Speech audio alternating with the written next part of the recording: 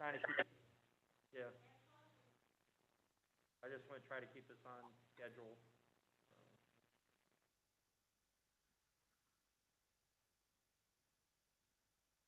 Volunteering for the board and, working through this and,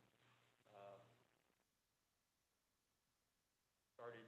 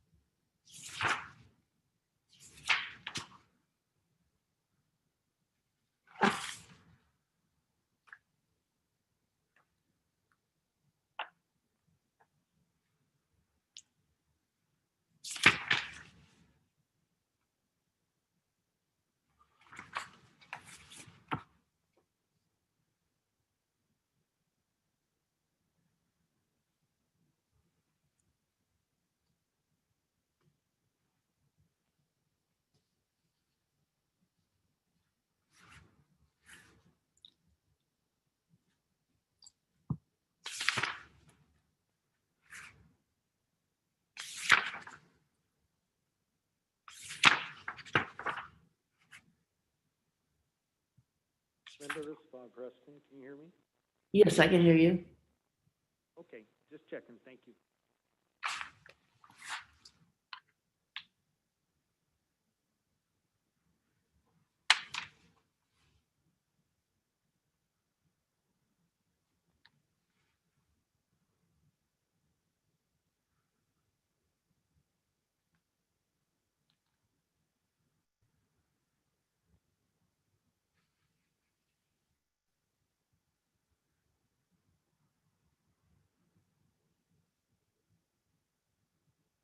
This is Robert Preston.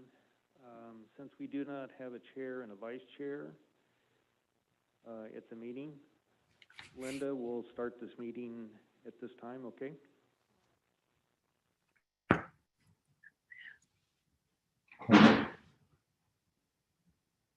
I'm sorry, did you say you were starting the meeting? Yes. Okay, We are absent the chair and vice chair at this time. oh, okay, interesting.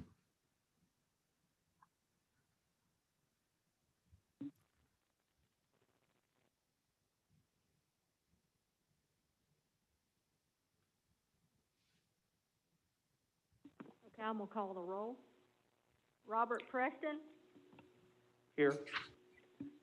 Jane Embler. Here. Judith McLaughlin. Here. Linda Hine, Here, Steve Caballero. Okay, he's absent. So we have 4 present and 1 absent. A couple weeks ago, our chair to the Civil Service Commission. She resigned because of personal things, and she's real busy.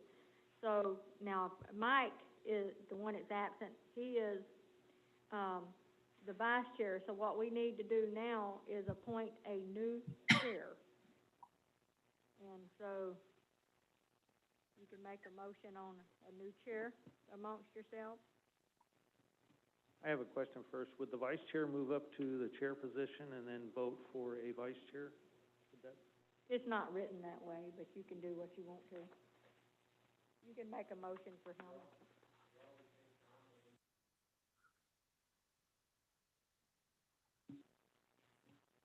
I'd like to make a motion at this point to place the vice chair in the position of chair and then vote for a vice chair. I second that.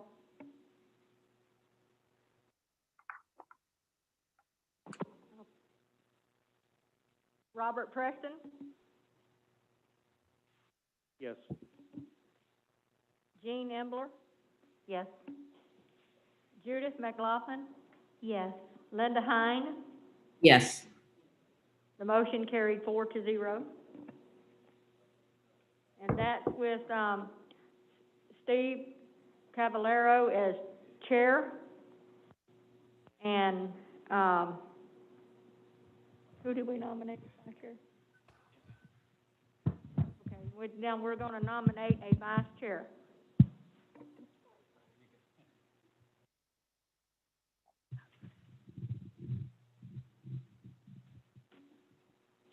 Does anybody have a nomination for vice chair?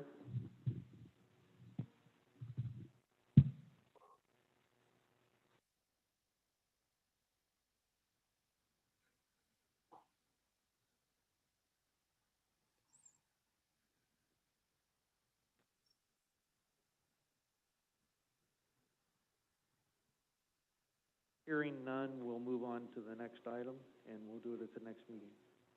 Okay.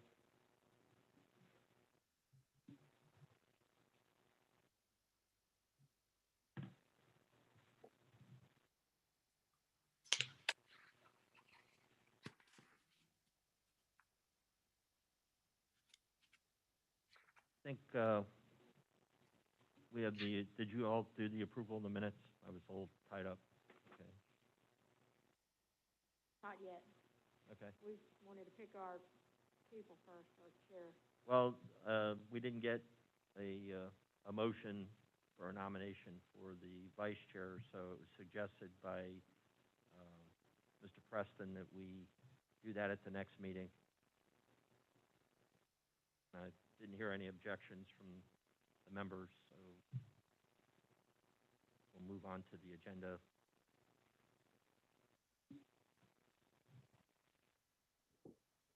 So we did a roll call, public comment. Is there any public comment? Limited to 3 minutes.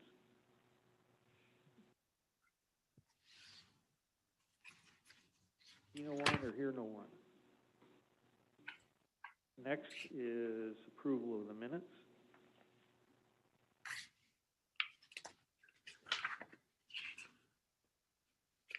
Do I have a motion? I make a motion that we accept both June 23rd, 2020 and August 4th, 2020 minutes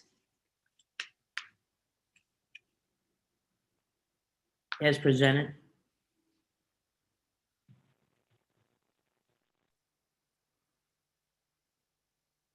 I'll second.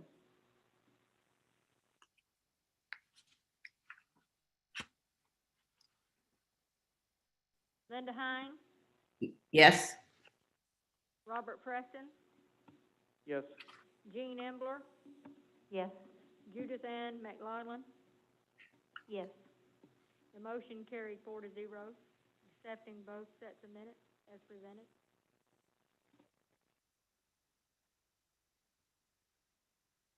So we're now at item 5A, rewrite of employee personnel manual and recommended changes for adoption. revision to the draft personnel manual to be made at the meeting by the Civil Service Commission and city manager. Yes, sir. Representing our city's, city attorney's office is Rob Eschenthaler, and, he has gone through our old version, which, hopefully you all have a copy of our policy. Rob, do you need a copy of that one too? Okay. If not, we can get you the copy of the old version so you have it. You have it? Okay. Do we need?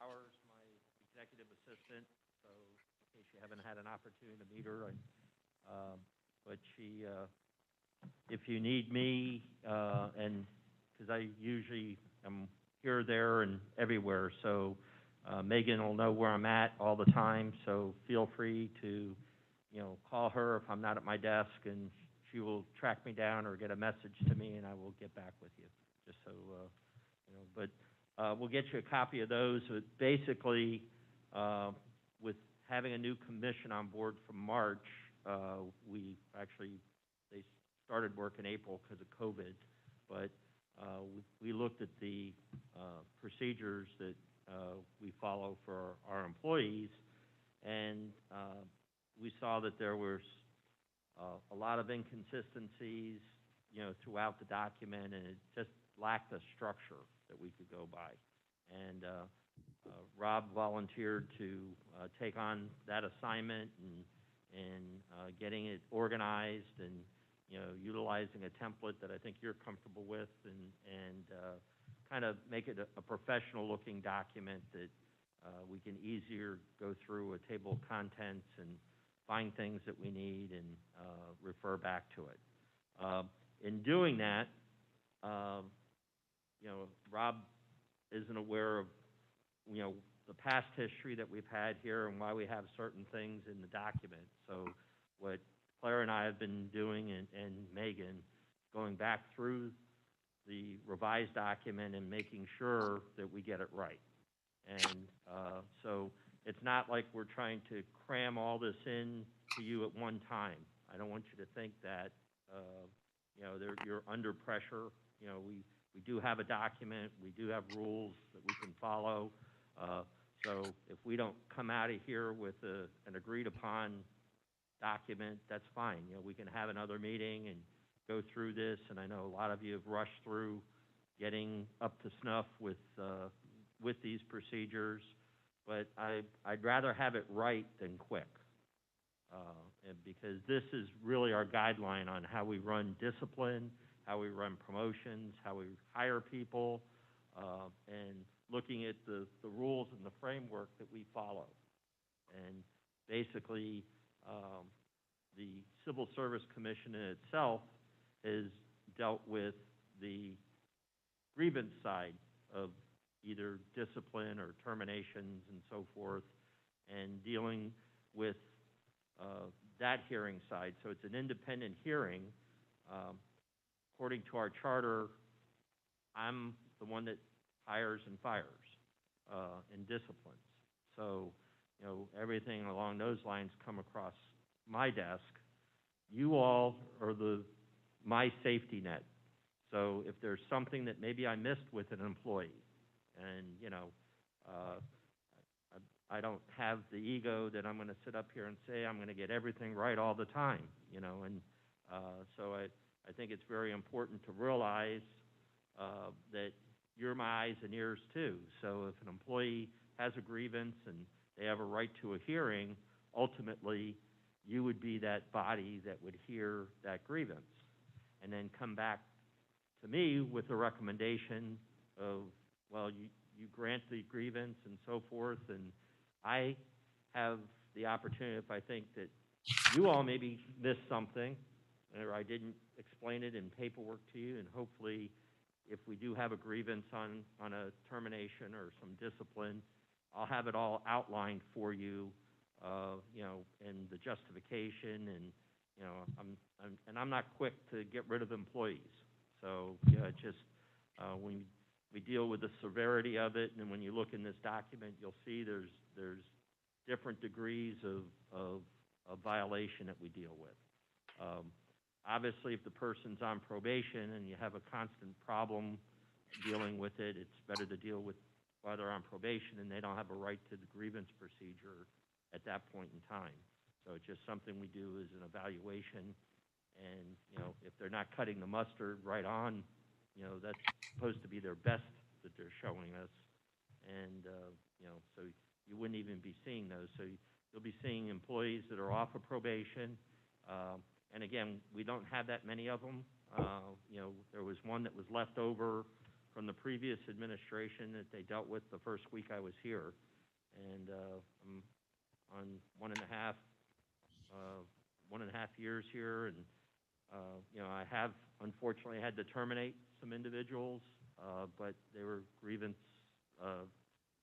not grievance related, but they were very serious violations, and or they resigned. You know, if they do have an opportunity as part of our procedures, once I, you know, have violations or report of violations, I let the employee know. This is, you know, the list of violations that are alleged from your conduct, you know, even before we conduct an investigation. But I want them to know nothing is really done in secret, unless it's something that's a criminal case, then I wouldn't be investigating it. That would be something that the state attorney's office or law enforcement, somebody else would be doing that investigation. So it's out of my control. But if it's a violation of these rules that are in here, then that would be something that would be coming across my desk. So, get that right, Karen? Okay. Karen's kind of my safeguard, you know, handling HR, Karen Paulson. But, you know, we all work together as a team. My main focus is I want to make sure that I get everything right. And that's what I'm saying is you all are going to look at things. If there is a grievance on something, you're going to have that opportunity to analyze and have my information that I was going by and looking at it. And if there's new information that comes to light through the grievance procedure and it looks like, you know, maybe I got something wrong, then, you know, again, I just want to do what's best for the city and our employees. And that's really, you know, where I come from. So I don't take anything personal. So it's just, and I don't take action against somebody because I have a personal grudge or anything else, whether I like somebody or maybe not like somebody. It doesn't really matter. It's all about getting the job done, and that's what I try to keep my focus at. So I stalled enough so you have the old packet in front of you. Would you all want me to kind of walk through what I have in some of the changes that I've looked through on Rob's stuff? And Rob's here, so if there's a legal question that you have. Yes, Jean. Yes, first, I have a question, but first I'd like to thank the organization for accepting my desire to be on the board or the Civil Service Commission. I look forward to working with all of you. If I could just ask you to clarify that per the charter, you were tasked with hiring, firing, and discipline action. Mm-hmm. What role does the employee's immediate supervisor and then chain of command, if you will, what role does the chain of command play in that process per the charter? Well, it's not addressed in the charter, but, you know, usually the person's direct supervisor is the person that evaluates somebody and looks at those policy violations that you would have. Most commonly, you have maybe a problem where an employee can't get to work on time, and, you know, maybe it's repetitious. And again, I'm not saying that's an issue unless they're on probation, that there'd be cause to take any serious discipline, you know, but, you know, in trying to work with the employee and see what the issues might be and trying to resolve the problem. But, you know, it's both, you know, Bob and I come from a public safety background, and those, you know, when you have a police officer that's 5 minutes late, It's a lot more serious if you have an administrative assistant that comes to work 5 minutes late. So we're not dealing with a life and death situation. So I'd rather try to work on retraining the employee or, seeing what the issues are, maybe modify the work schedule if they're coming from Tampa and, they're constantly having traffic problems and they can't leave earlier for some reason. Well, maybe we start them a half an hour later and still get their 8 hours in, if it's not critical to the mission, We have sanitation workers that start at 6 in the morning with their schedule, and obviously that's key because that's a team, those guys that work on a truck. And, we've had problems where, we've had sanitation workers that just can't seem to get there on time. Well, then you have 3 other people sitting around or 2 other people sitting around, not being able to do their job because, you don't have a full team. So, and whether that's critical enough to get somebody terminated, no, but there could be some discipline that would ultimately result from that. It could be a written reprimand, and I think, according to our procedures, if I'm correct, Karen, the violations for a grievance process to come to this level has to be where they're losing some type of benefit, pay if they were suspended, but I think a letter of reprimand doesn't come to this level. Am I correct on that? Okay. You might want to use the microphone so they can hear you. Any microphone. I mean, And Ms. Imbler, some of the steps in which it's covered from supervisor to director to city manager is spelled out in the policy itself. And if it's somebody that's a direct report to me, like a department head, it's that's going to be something that I'll be more directly involved with. I do have a department head that's not working here any longer, but that was, and they're at will, just like I'm at will. The commission, all it takes is 3 votes at a meeting, and I've realized that that's part of it. So my emphasis is to make sure I get it right, so I keep everybody happy. But ultimately, I also have to look at lawsuits, and that's why we have to have a good procedure down, because I want to keep us out of litigation as a city, because all that does is cost us money, keeps Rob busy, but costs us money. And so those are important things when I sit down and look at somebody, and especially if we're looking at a termination, and I got to make sure it's right, and that's my key issue. Usually, I'm in discussion with our labor attorney, to make sure that they agree with me and concur with the violations and the severity of it, a lot of times, though, I'll have employees that, I'll present, an investigation to them, that we're going to start, and they might decide, well, I'm leaving anyhow, so, I don't want to have anything blemish my record, and they resign. I mean, I don't force people to resign, because to me, there could be perfectly good reasons why you have the conduct, but, until you look into it, and like I said, I don't do anything behind their backs. I want to make sure that they're aware of what's going on, and I'm interested in their side of the story. I don't, part of it maybe is my background in law enforcement, being that, there's always 2 sides to every story, and then maybe there's the truth somewhere in the center. So I always try to weigh that out, and I really actually urge our employees to go through the process. It might vindicate them, where they think maybe they did something wrong, but it wasn't really wrong enough to terminate them or wrong enough to take serious discipline. So, but, and I always have a witness, so, and that's where our HR manager comes in handy, because she's the representative of the employee to make sure that their rights aren't violated, and I follow all the particular procedures. So. Cover everything, Bob? Pretty much. I agree with the notion that we're not gonna get through this in one session. It may take two, and it might even take three. The original policy was 42 pages, and this one's 146 pages. And there's a lot of conflicts between the two, so it's gonna take some time to address this, I do believe. So I would be interested in hearing what the city clerk and city manager has to say, what they feel needs to be corrected, and why. Thank you. Okay. You want to, as a commission, do you all want to look at a time limit, since, 146 pages is going to be a lot of material to get through? How long do you all want to go? And, because I'm here for as long as you want.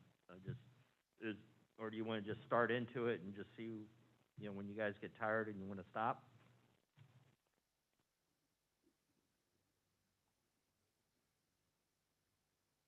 Linda, do you have any comments?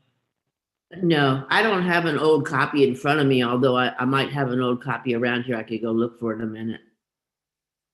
Well, we can read it to you if there's an issue. There are some things that are in the old version that aren't in the new version, and there could be a reason why it's left out legally, maybe, through Rob, in his review. But, let's face it, there's a lot in here, and, Yeah. I can't say that Rob would miss something, but I think before we take something forward, we want to make sure it's the best product that we have in front of us. So I guess, Linda, what I was looking at is, I don't know how much time commitment you have and the rest of the commission, and just kind of set, if you want to set just a time, or you just want to get into it and just keep moving on through. I'm available either way. Go ahead, Linda. I was just gonna say I'm available. I'm at my house, so I could stop and make lunch and still go on if I have to.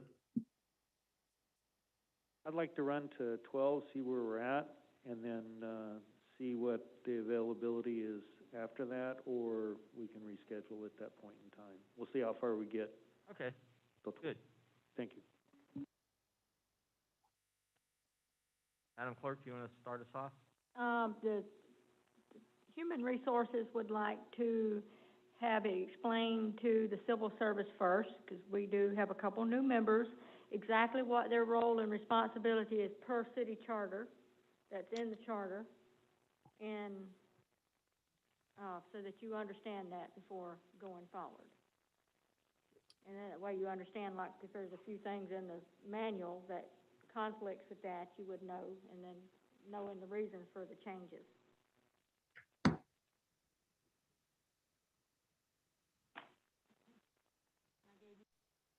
What I'm doing is distributing a copy of the city charter where that lists exactly who the charter officers are, and exactly that they serve at the pleasure of the commission and all, and who's the ex officio, the clerk to the civil service, no matter if it's a hearing or what, and then exactly what role the civil service does, okay?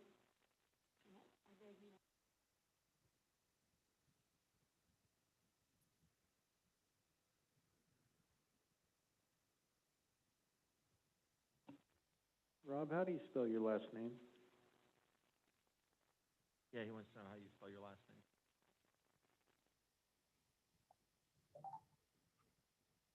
Very carefully. It's Eschenfelder.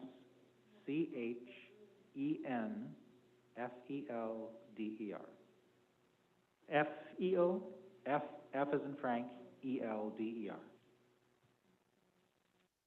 Eschenfelder. Whoa. I can understand carefully. Thank you very much.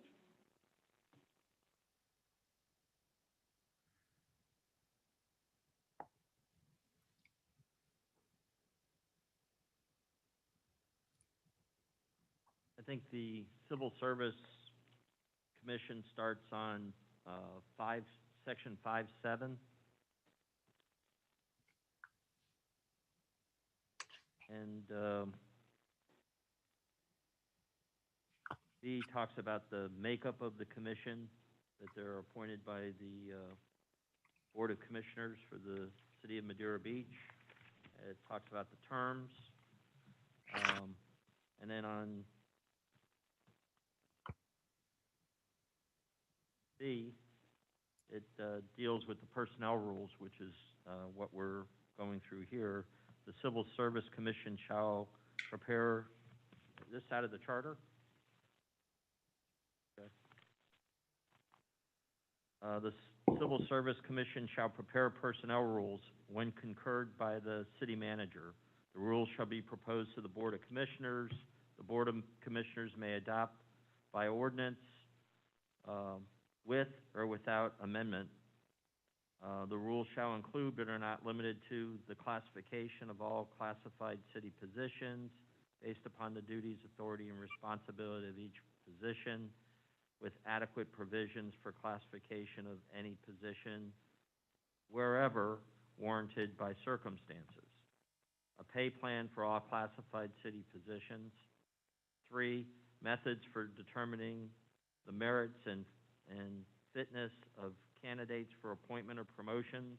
4, the policies and procedures regarding reduction in force, demotion, suspension, and removal of employees. 5, the hours of work, attendance regulation, and provisions for sick and vacation leave. 6, the grievance procedures, including procedures for hearing of grievances by the Civil Service Commission, which may render advisory opinions based on its findings to the city manager with a copy to the aggrieved employee. In this respect, the Civil Service Commission shall have the power to issue subpoenas, to compel attendance by witness, and to administer oaths. 7, other practices and procedures necessary to the administration of the city personnel system. 8, in connection with the aforementioned personnel rules, the Civil Service Commission shall inquire into the implementation of such rules as considered necessary to ensure compliance herewith. D is the duties and power of the Civil Service Commission. All duties, powers, reservations of power, and funding for the Civil Service Commission shall be provided for by ordinance duly passed by the Board of Commissioners of the City of Madeira Beach. E, powers to collectively bargain recognized. Nothing contained in this chapter shall limit the power of the Board of Commissioners of the City of Madeira Beach, acting through its manager, from entering into collective bargaining negotiations with any officers, employees, or groups of employees for the purpose of establishing by contract conditions of employment, rules or compensation of said officers, employees, or groups of employees. For the purpose of this charter, Article 1, Section 6 of the Constitution of the State of Florida is specifically recognized. So, and we do have one collective bargaining unit, which is commonly known as a union, and that's within our fire department. All of our other city employees are non-union. And what is that union? It's IAFF Local 6140, is it? 4966. Basically, in Pinellas County, the fire departments have their, I guess, one union that they belong to, and I'm not sure all the departments do, but at least the ones that we deal with are out of St. Petersburg and St. Pete Beach, and they come up, and we actually had an opener for looking at their wages due to the compensation study that was done, and it went quite well. I mean, they were very reasonable, and they're good to deal with. Not that that matters.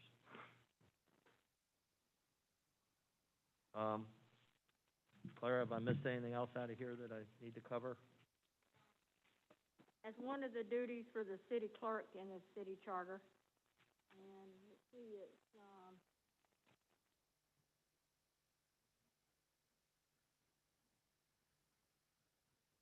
Section 5.2, the city clerk serves as the ex officio secretary to the board, to the Civil Service Commission.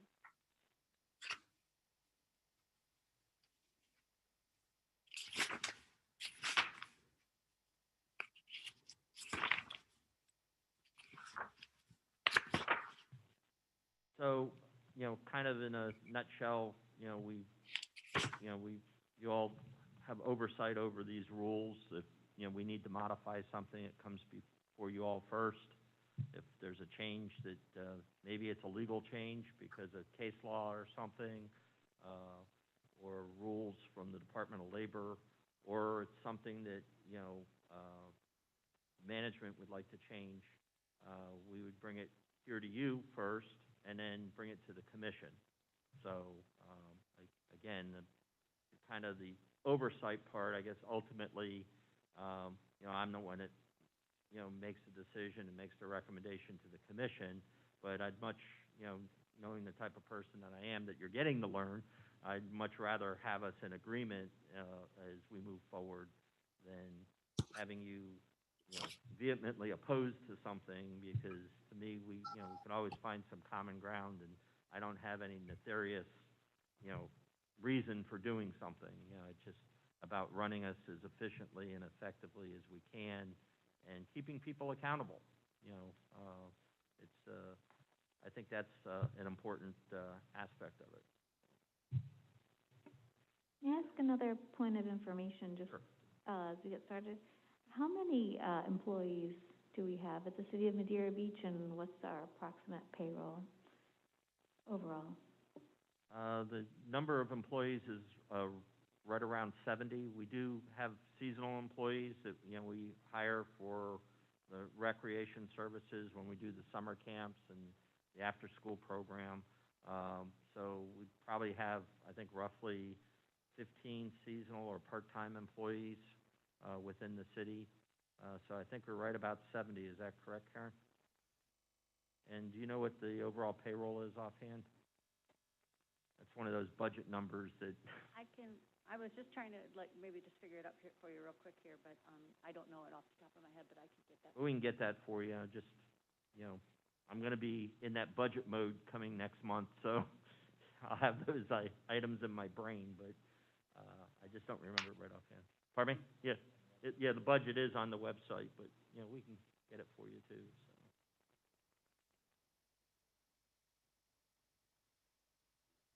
Yeah, I saw the budget on the website. It'd just be easier to tease out what the personnel is vis-a-vis those overall categories. But thank you. Yeah, we'll get it for you. Megan already got a note for it. Claire, is there anything else that you wanted to cover? As far as the rules and responsibilities and all, no, I don't think so. If I think of something, I'll raise my hand. Is there any conflict in the charter with what's in here right now? I did see in there, let's see, where it mentioned who the charter officers are and who serves at the pleasure of the Board of Commissioners. It excluded the city treasurer, and which is in the city charter that they are. That got left out. That was left out. And That's on page, 1, 2, I2, I2. and it's paragraph 10. So we just need to add city treasurer in there, and when we go through these, I'll make sure that you all get a revised copy of everything with the changes that we have before we meet again.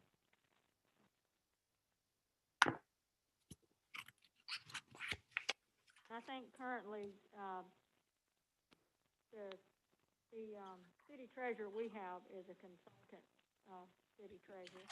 He's not an employee, so he's not in his contract, he said he's not an agent of the city or anything, so I don't know if that would suffice charter officer, so he's not an agent, so he's just a contracted city treasurer. I don't know if you would want language in there adding for that provision. I think since it's a contractual arrangement, you know, and we don't technically have a city treasurer right now, is, you know, we can't fulfill, I guess, the functions that the charter spells out as a city treasurer being a contractual employee. I guess it was geared, so we had an actual employee similar to our former finance director, who is also the city treasurer. So that's an issue that, you know, his contract goes for this fiscal year, which would end September 30th. So if the commission felt that they wanted to go back to having a full-time city treasurer and finance director in place, then that's something we'd be addressing through the budget process as we kick it off next month, and go through the summer, you know, developing the budget and getting the approvals and on into September, so. But in the charter, doesn't it, I guess it doesn't specifically say that the city manager is a employee of the city, the clerk is an employee of the city, or the treasurer is an employee of the city. But as long as I've been in the city of Madeira Beach, it's assumed that those positions are full-time employees of the city. And I guess that's the conflict that we have right now. Most times when a city manager is, like when you started out, you were in a temporary position or contract for that period of time, and then you moved into the full-time position. We don't have anything that states how long is a temporary or contract position and when it should be filled to the permanent status. So how do we address that, or is that addressed through the Board of Commissioners? I think that was addressed through the Board of Commissioners when they went ahead and approved the agreement, but those are originally, and it was quite the same way, although it's where we're at now isn't the same way as my position, but our finance director is a contractual person, Andrew Laughlin, and he is, you know, came in, I brought him in and got the approval for the commission on a temporary basis until we did the search for a new city finance director and city treasurer. They decided that they liked what they saw and they wanted Andrew to continue on. In talking to Mr. Trask, you know, that has to be for a specific period of time. So that's why his contract runs until September 30th. So I guess there's not a conflict per se on how long we go without having a city treasurer. I guess that's up to the commission. I don't see anything in the charter that says that you have to have a city treasurer, you know, day one or, you know, day 365. It does spell out that you have to have somebody in the role of a city manager, because the responsibilities are a day-to-day operation of the city, the whole city. Again, that's something I can bring up to Mr. Trask and ask him again for an update on it, but I know the city commission knew that when they went forward with the agreement that they have. Because I think even Clara brought that up to them as to, you know, the fact that the city treasurer has certain duties that a contractual employee can't fulfill. I don't know, I mean, my question is, on the contract, it said they're not an agent of the city, they're just a contractor. Now, as far as charter officer, it sounds like that is an agent of the city. I mean, it's an officer of that city and not a contractor. Our attorney has... You can explain that, because... I think for our mission here today, it seems like we're veering off into an area that really isn't focused. Let me just say this. Any municipal or county government has the option, unless it's prohibited in your charter, which in this case it's not, to exercise some function of the government through a private contractor versus an employee. This city is doing it now with respect to the treasury function, and there is nothing in the charter that says a treasurer has to be an employee. It just says there is this thing called treasurer, and here's what the duties are, and whatever person holds that, be they on a contract basis or an employment basis, serves at the pleasure of the commission. So we don't have, the city doesn't have a treasurer as employee, and so that function isn't dealt with in the personnel policy. And so with respect to like the city attorney is another example. Right now, the city fulfills that charter role with retaining our law firm. We are not an employee of the city of Madeira Beach. We're a law firm. But yet, if Mr. Trask, acting as city attorney, takes official action that, let's say there's a section of the city code that says the city attorney shall approve whatever, which we generally don't want to be approving anything, but the commission can say that in some part of the code. If Mr. Trask does that approval and somebody says, well, that's a violation of due process or whatever, well, the city is going to get sued because in that moment, he is acting on behalf of the city. Same thing with the treasurer contract. If a Florida statute says the treasurer of a municipality shall do X, and working for the city, our person who we've appointed as treasurer does that, he is acting on behalf of the city. I don't want the clerk's, discussion of what is an agent, what is not an agent, what does that mean? I mean, that's kind of dancing on the head of a pin that we don't need to do. We're already almost an hour in. We haven't started talking about the personnel policy, which we're hopefully here to try to Agree. through.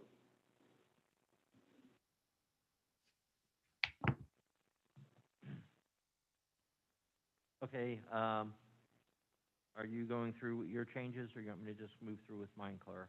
You can go on with yours, and then I'll Okay. point it out. If I can direct you to, page number 4-1. It's page 25 of 146, on the document. And this involves the pay, hours of work, and work week. And in our original, I won't say the original, but in our old policy that we're modifying, it discussed, and I guess this is a question I have for you, Rob, a 7-minute rule when it dealt with when overtime's accrued or when time's accounted for. I guess that's like if you had to work over 7 minutes before you could be working overtime, just so you didn't have that small incremental period. I'm on the phone with somebody and it's 4 o'clock. I'm not going to hang up on somebody because I have to clock out or whatever. Is that more of a practical thing that we had in the old one versus the new agreement? Well, or is that something legal? I'm not real sure where that 7-minute rule came from, but in terms of what the Fair Labor Standards Act requires, it requires the reporting of actual time. Okay. And so, the regulations do have rounding rules and so forth, and they are different for public safety workers versus non-public safety workers, but in none of the rules does it say you round down. So if you say, well, I worked 1 hour and 7 minutes, the FLSA is not going to say, well, no, you only worked an hour. So Okay. Typically how I've advised my clients is you write your policy to the way the Fair Labor Standards Act requires, and then usually the software that you purchase, and I think didn't the city just buy software? Is it have to buy software for? They went with a different vendor. Paycom is who they're with now. Okay. So it's an all-electronic system, punch clocks. Exactly, and so typically those providers bake in all of the FLSA rules Right. into it. So it's almost like mindless, you clock, and then the computer figures out how does the FLSA wish to treat this kind of thing. But that 7-minute rule, I saw it, I didn't know where it came from, so that's why you don't. Okay. And that's what I thought. It was probably something on the legal side that, it's, Yeah. If it's not something that I know of, I'm not gonna put it in. No, that's fine. That's why I just wanted to ask you when I went through it. Then on the next page, which is 26,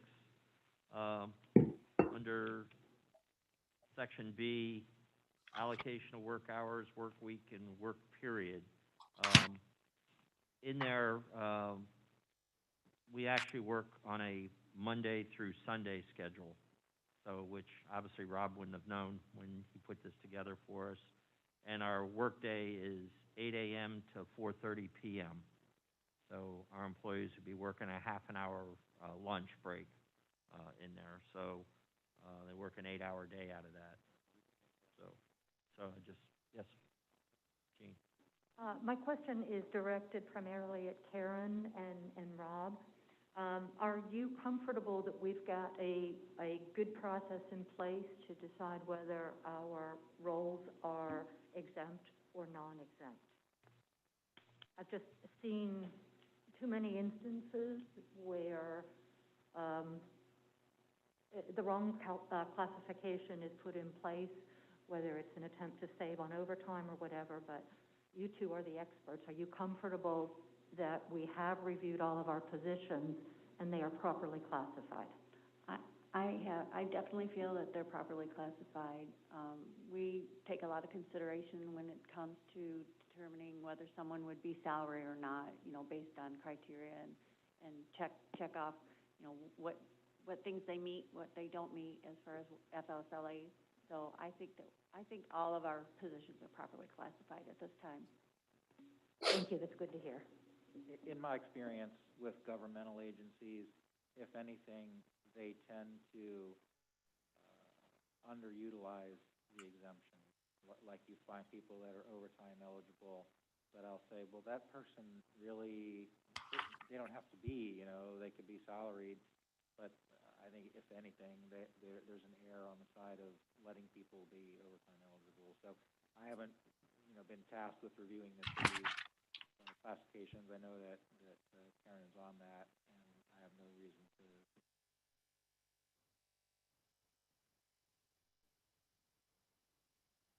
And just covering in the acronym aspect, FLSA is the Fair Labor Standards Act, which is a legislation that governs municipal and also private work forces, but primarily governmental. Mr. City Manager, to follow up on what you just said about the hours of work, the weekdays, throughout the whole document, it has 40 hours for a work week, and it's 37 and a half hours. That's going to be changed throughout as well, correct? The policy document that I drafted is drafted under what Fair Labor Standards Act has to say, and Fair Labor Standards Act, Congress, and the Labor Department say a work week is 40 hours. That's federally defined. We can't change that. How the city chooses to operate in terms of when it schedules its people, that's a decision that the city manager makes with consultation with the commission of, payroll will only afford us to work, these people 30 hours, these people 35 hours, whatever. But what's in the policy that you see before you is defining what does the Fair Labor Standards Act say a work week is, because if you work over 40 hours, it triggers overtime. So that's the whole description that you're reading there. It is not a mandate that the city manager actually work people 40 hours. This is explaining to you the pre-overtime 40 hours, and then after 40 hours is overtime. Does that make sense? based on the FLSA. Correct, yeah. And does that apply, does the overtime apply to, do the people have to work 40 hours before they get overtime within the city? Yes. So it's straight time up until 40 hours, and then it's time and a half after 40? Correct. Thank you, that clarifies a lot. And then coming down to flex time, which is number 4, falls within that same line, and we kind of had some issues here, which Rob's not aware of, but I did want to look at the second sentence where we talk about flex time requires employees to work a standard of hours within, and it says a given time period, usually 40 hours. But we're under, our requirement is, you know, if you flex, you have to flex within that work week. We have a pay period, which is 2 weeks, but because of Fair Labor Standards, you can't go through the 2-week period and say, okay, well, I'll work 45 hours this week and 35 next week. And where we run into this a lot is, sanitation to get coverage sometimes and try to minimize the overtime. They might flex somebody's work schedule. They can do that just as long as it's within the work week.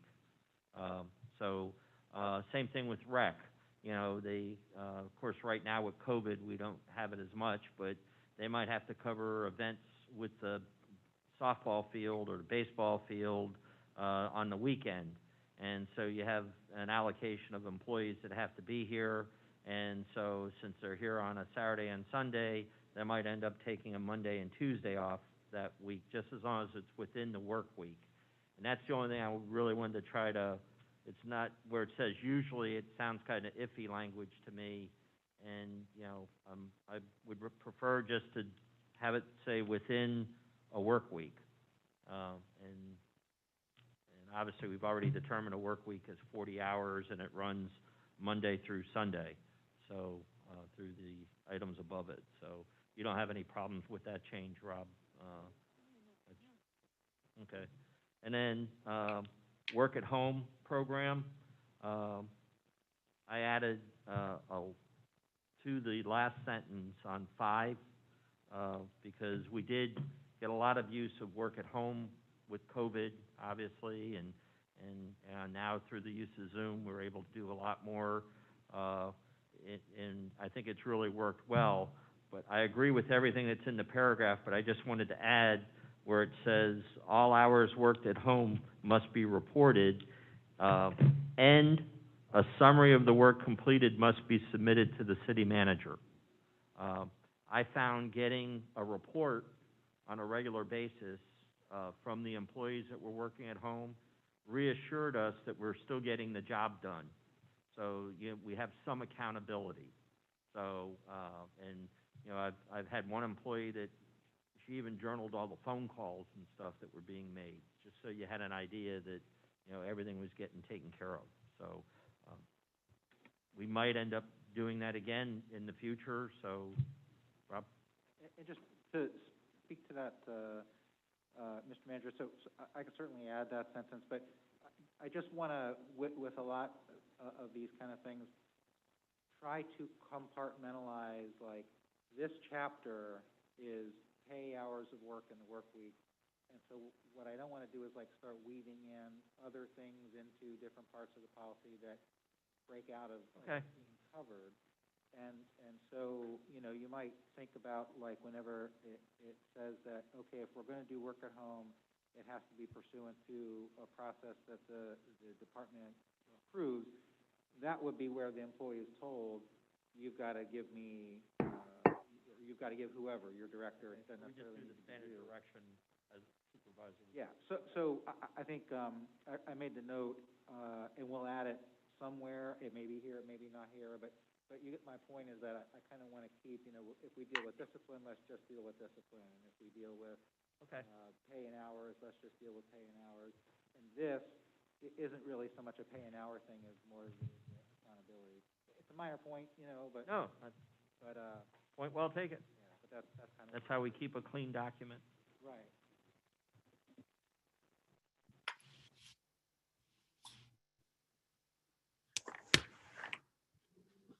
Okay, the next page I have involves emergency pay, and that's gonna be on page 32 of 146, or page 4-8. And, it's D under, work time records and emergency conditions, and I'm looking at the last paragraph of that page, and, which was our policy previously, where they would, get overtime for working in the emergency, under emergency conditions. But I got direction from my commission that they weren't comfortable with that because, and it was the policy was geared for hurricanes where you might be dealing with a day or a week of time. Obviously with COVID, when we were shut down for 6 weeks, it didn't, financially, it didn't help us. So what I would like to institute is,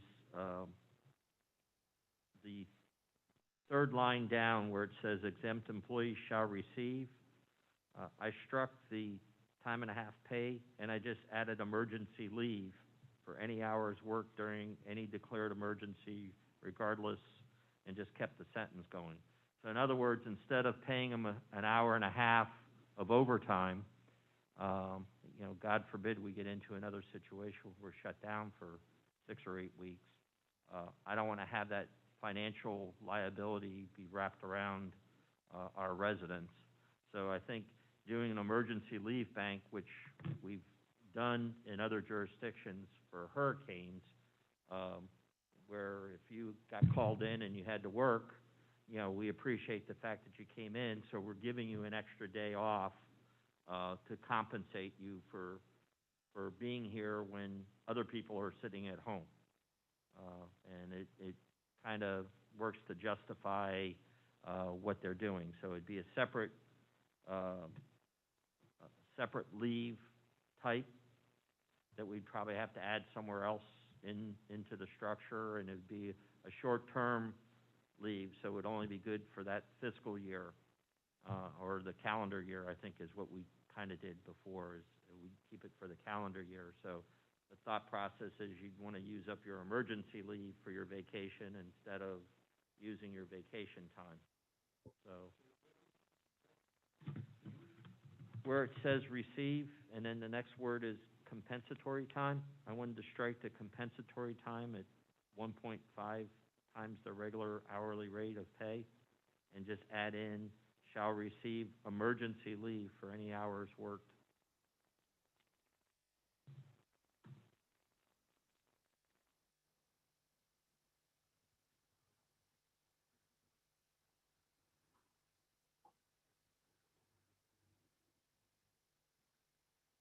Then, well, I had it in my notes here what emergency leave would be, but I didn't know if you wanted it here or if you wanted it when we deal with leave time. Right. That's what I thought, and especially with your last comments, I just think that's probably the better place to put it. But we do have to have an emergency policy, that we're requiring people to come in. And I think, Bob, did you have something? Yeah, I just personally, I think it ought to be the employee's choice. So, but we can talk about that when we get to the leave portion of it as a commission. I understand the liability it puts on the city, but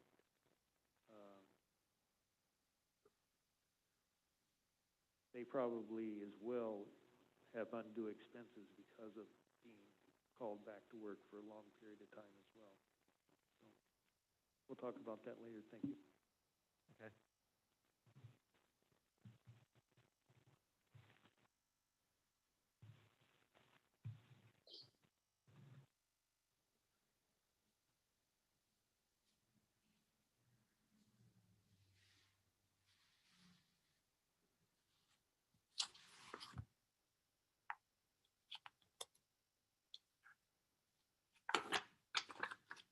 then the next change I had involved, the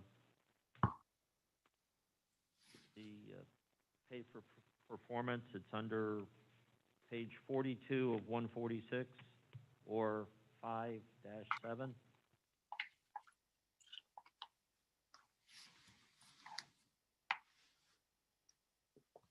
And it's just a general comment, Rob. I don't have any specific language, but generally what we do when we sit down and look at our budget, we look at an allocation of an across-the-board pay raise for a cost of living, and then we try to look at an allocation, if we can, for a merit increase, or in this terminology, it's pay for performance, but it's basically the similar thing. Am I correct? No, okay, so, there is, and I don't know how the city has historically done it, but, so you have, when typically a city or a county, you're dealing with an employee giving a raise, there can be a cost of living kind of raise, because the governing board says things have gotten more expensive, whatever, so we're going to give a raise based on that. There can be a general wage increase, not so much because of cost of living, but because of just market conditions, that we're losing people because they're being picked off by the county next door, or the private sector is real hot, so they're taking our talented people or whatever. And so sometimes a wage increase will be on that. So the motive of a wage increase isn't quite so good. But what pay for performance deals with is more individual awards to individual employees. Oh, okay. It's not your 3% for everybody for whatever reason. It is you, Susie Smith, did a really, really great thing, and so we're going to give you $1,000, or we're going to give you 2 days off in your leave pay. So the Florida statute that's referenced in that section there that you all see, the legislature got concerned because governments were sort of handing those kind of things out with no rhyme or reason, and the statutes, it's called the extra pay statute, which kind of makes sense when you think about it. The statute says that no government employee shall receive any compensation over and above that which he or she has already contractually agreed to work for. So, like, you can't take, okay, I am a sanitation worker, and I did a fantastic job cleaning up that oil spill that happened, and the city manager says, well, geez, all these residents say what a great job you did, so here's another $500 from the city treasury. That's not what his agreed wage is, and so that's illegal to do. But the legislature did recognize that there can be instances where employees do good things, and they can be rewarded individually, but you have to do it in this way. And so that's why I built it into the policy to say that the commission, and I've written these before for other jurisdictions, where, if the city manager finds or the county administrator finds that, you've done this or that, and it's quantifiable and measurable, then here is what your director can give you, or here's what I can give you, or whatnot. And it sits there, and most of the time it's not used, but every once in a while, there are our employees do great things sometimes. I worked long ago with, I started my career with the city of St. Petersburg as an employee, and my then boss, who was the chief assistant city attorney, back when he was younger, the garbage cans that St. Petersburg uses that are sort of like, he invented those because he was an engineer before he became a lawyer, and he's got a patent for it and everything. So the city stole it for him because, from him because, but that's like an example of an employee doing something really cool that might be able to get a bonus. So that's what that's about. It's not about the general price to everybody. It's about the commission may want to build this kind of policy where one of our people does good or a group of our people do good. Let's give them a reward. Okay. Great. Yes, Jane? Yeah, along those lines, Is there a mechanism whereby the employee knows at the beginning of the year that if they do X, they will be eligible for a performance enhancement? So, Rob, I'm hearing you describe, and I agree with, you know, at the end of the year, the manager says, you know, you invented the trash can, here's $500. But is there a way to communicate at the start of the year to motivate and let our people know you're going to be working on this extra task, and if you accomplish the following, you will be eligible? Or is that not part of the culture, or? We do not have that in place at this time. We have a merit increase, so, all the good that they've done within, we don't this budget year, but last budget year, we were able to afford to have a merit increase. So, but, hopefully in the future, we'll be able to do that. But, so all your good work would be documented as to a rationale of why you got a 2% merit increase. Now, there are programs, and where if you have, like your example of the garbage bins, if somebody comes up with an idea that saves the city money, when I was in the city of Boca Raton, we had a program, a citywide program like that. So if you came up with an idea and there was cost savings to the city, you shared a percentage of the cost savings to a maximum amount. So if you saved them $100 million, obviously you'd probably get $1,000 would be your maximum amount. But it was some type of incentive for even small things, like emailing letters out to the residents versus mailing them, looking at, cost savings and those type of things. So that's, probably something that we can deal with, because I like the idea of that type of program. And that would be under the pay for performance where we'd have it, but we'd have a separate policy on, what those minimums and maximums are. So we had guidelines, and it wasn't just, oh, Gene, I like you, so I'm going to give you $5,000. Somebody else gets $500. You have to be equitable in how you do it. Right. And to follow on with the manager, I think that when you're talking about more general merit pay increases as opposed to cost of living increases, the usual vibe, and you could tell me if you do it differently here, is that the city manager will come in and say, okay, I know that large groups of my people are doing well. I'd like to get them recognized. And so as he's building the budget with his commission, which is, as you all know, a very tortured, long, painful process, and the compromises are made and stuff, but as he's building that budget, he can tell them, look, I would like to ask you to include in the budget this much for wage increases, and some of it can be across the board, cost of living or whatever, but then this other portion, my intention, commission, is to do merit pay with my employees. But we're not going to guarantee them, at the beginning of the year that that's going to be done, because there's no telling what the commission's going to do in terms of a budget. You don't want to make a promise to an employee that can't be fulfilled. So if the commission's budget says, okay, we agree with you, Mr. Daniels, that these, we're going to give you a pot of $200,000 or whatever it is. Do with that as you will in terms of merit increases. He will then tell his directors, okay, so here's the deal. We're all doing these evaluations. If someone scores here or above, they get this extra percentage. That's kind of how it will. Right. And that's how we had the 2% was built in. So they were required to justify why somebody got that 2% level for the merit raise. And so it was 4% last year total. They had 2% as a cost of living, and they could earn up to 2% as a merit raise. It went 0, 1, 1.5, and 2. So it was a sliding scale, and just depending on where the projects were. But I even like the idea, if you look at it, usually all of our evaluations are done on a anniversary date level. But when you look at a department like sanitation, this is one city I've been at, and I'll try to slow down on my war stories here, but this is one city that I've never had a complaint about sanitation.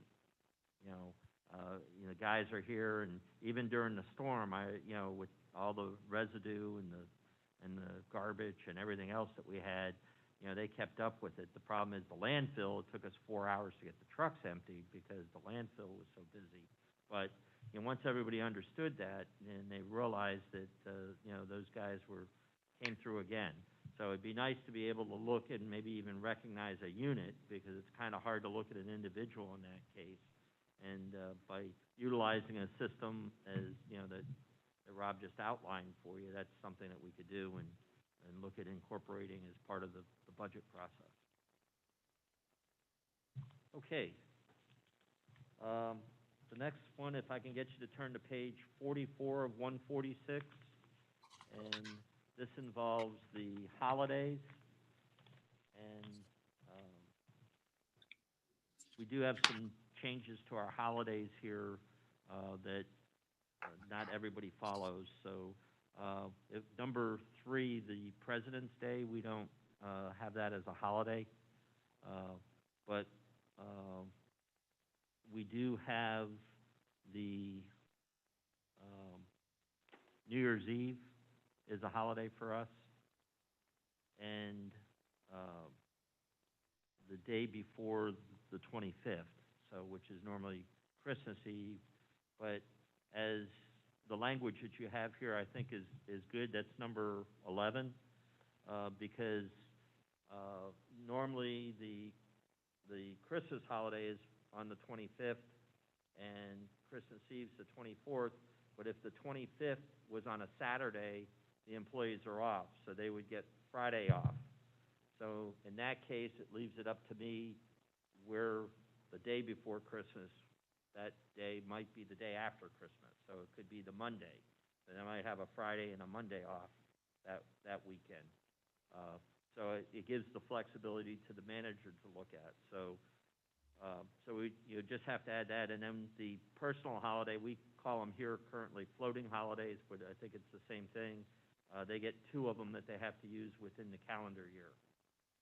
So it makes up for not having President's Day, or if somebody was of a different religious belief and they wanted to, take the first night of Hanukkah off or first day of Hanukkah, they could utilize one of those floatings, or, another religion that, Kwanzaa or so forth. And it sort of, kind of covers it, so we have the traditional part of it, but they still have that flexibility. They can use that personal floating holiday.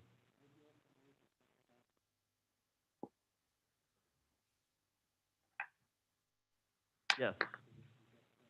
I like that, so that was good language. Repeat that? Rob's gonna use the same language as the day before or after Christmas that's on there. For number 13? I'm sorry? For which number? For New Year's Eve, it's not on here. But the numbers will all be adjusted, because, as much as it's nice to have another holiday off, I think this is pretty generous, so, we currently don't have President's Day.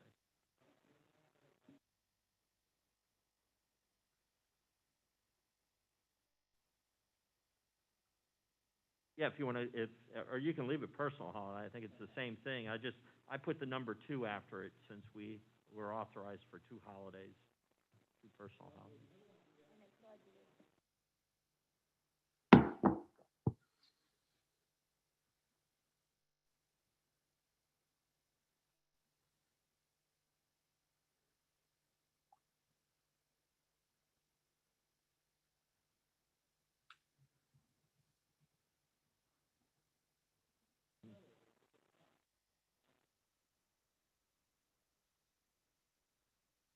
Okay.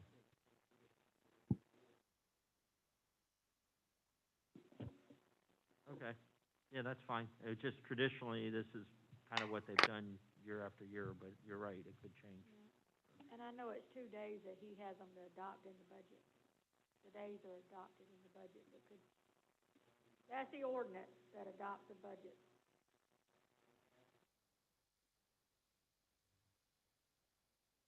The only thing that, it's just, there's lots of holidays in the year, but this is paid holidays. Correct. It doesn't state paid holidays. Well, paid or you get the day off, I guess, so I guess you're being paid that day and you're not working. So I guess maybe we need to, do we need to specify paid holidays? A1, okay.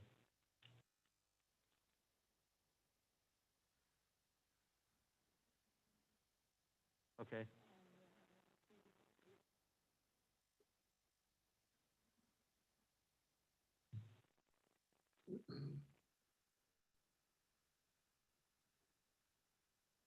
Bob, if I could, I would like to propose changing personal holidays to floating holidays, because that's just generally what we've called them for years and years.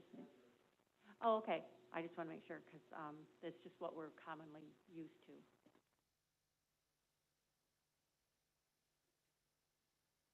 And then on the next page, 45 of 146, I think the schedule that's under, well, number one, we have them, employees may only begin the calendar year with a maximum number of blank vacation hours. And we do have a maximum of accruals, correct, for vacation hours? So that would have to be entered, yeah.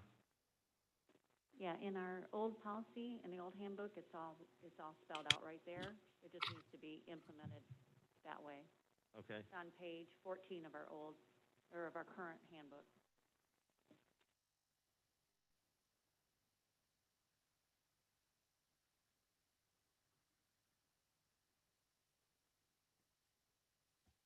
So the maximum accrual is 400 hours.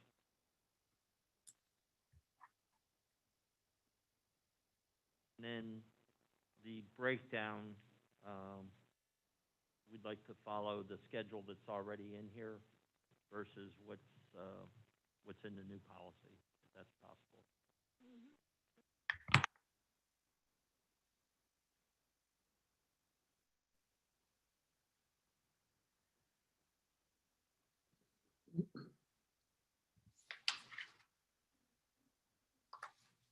And then on the next page, which is 46 of 146, how does the, I guess, the buyback provision for hours over the 400 limit, how does that work out, Karen? Currently, if they are over 400 hours at the end of the year, they can choose to pay it out if they can't take the time off by the end of the year.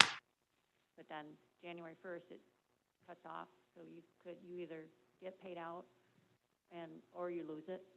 And also, I wanted to point out that our part-time employees don't get any vacation time, which is, I think, on that same page at the top.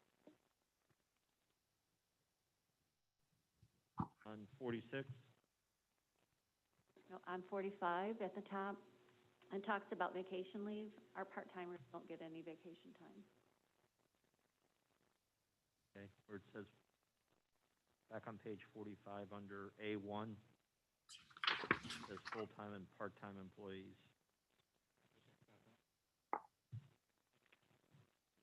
And then so for the end of the year, you're saying that employees are given the choice to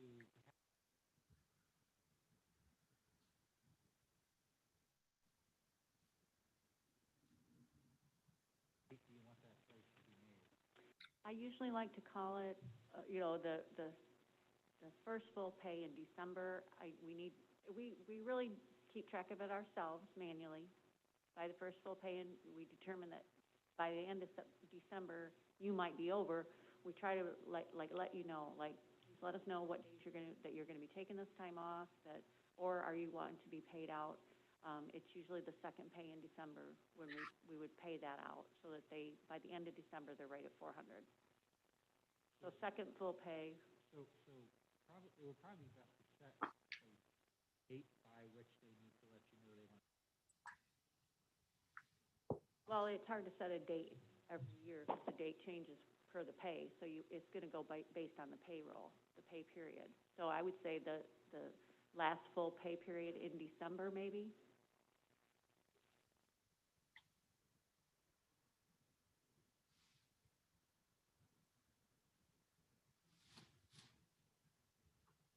Karen, is all those hours budgeted for? So when you pay somebody out, it's not, you're actually increasing the budget at that point in time, is that correct? That's correct. So So, you really cannot budget for the payout.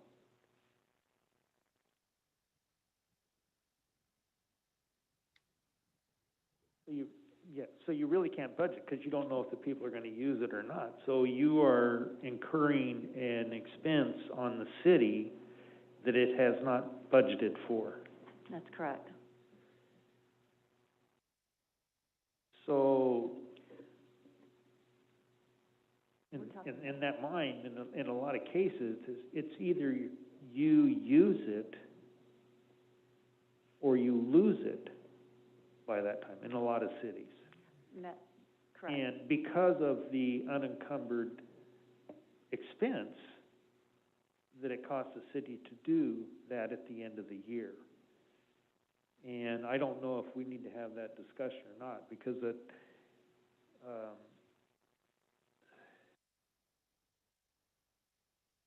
I really think people should use their time, vacation time, because if they use their time, they're a better employee when they come back. I truly believe that. So I don't think that at the end of every year, if people decide not to take their vacation, they look at this as a cash bank from the city, and it's not something that has been budgeted. I think we need to move in a different direction, and I think that's something that we need to discuss as a commission for a recommendation. I would agree. I'm hearing three different options. The one that we're currently observing is you get the cash payout, and I share your concerns on that. Second is use it or lose it. That's the world I've always lived in, but again, you have to bring that, if we decide to do that, it has to be well communicated and thought out. But it seems that, Robert, you've introduced a third option, and that is to take those extra hours and put them into the sick leave bank. So, Yeah, and these are all, the law supports any of these, as long as you tell the employees what you're gonna do. I think that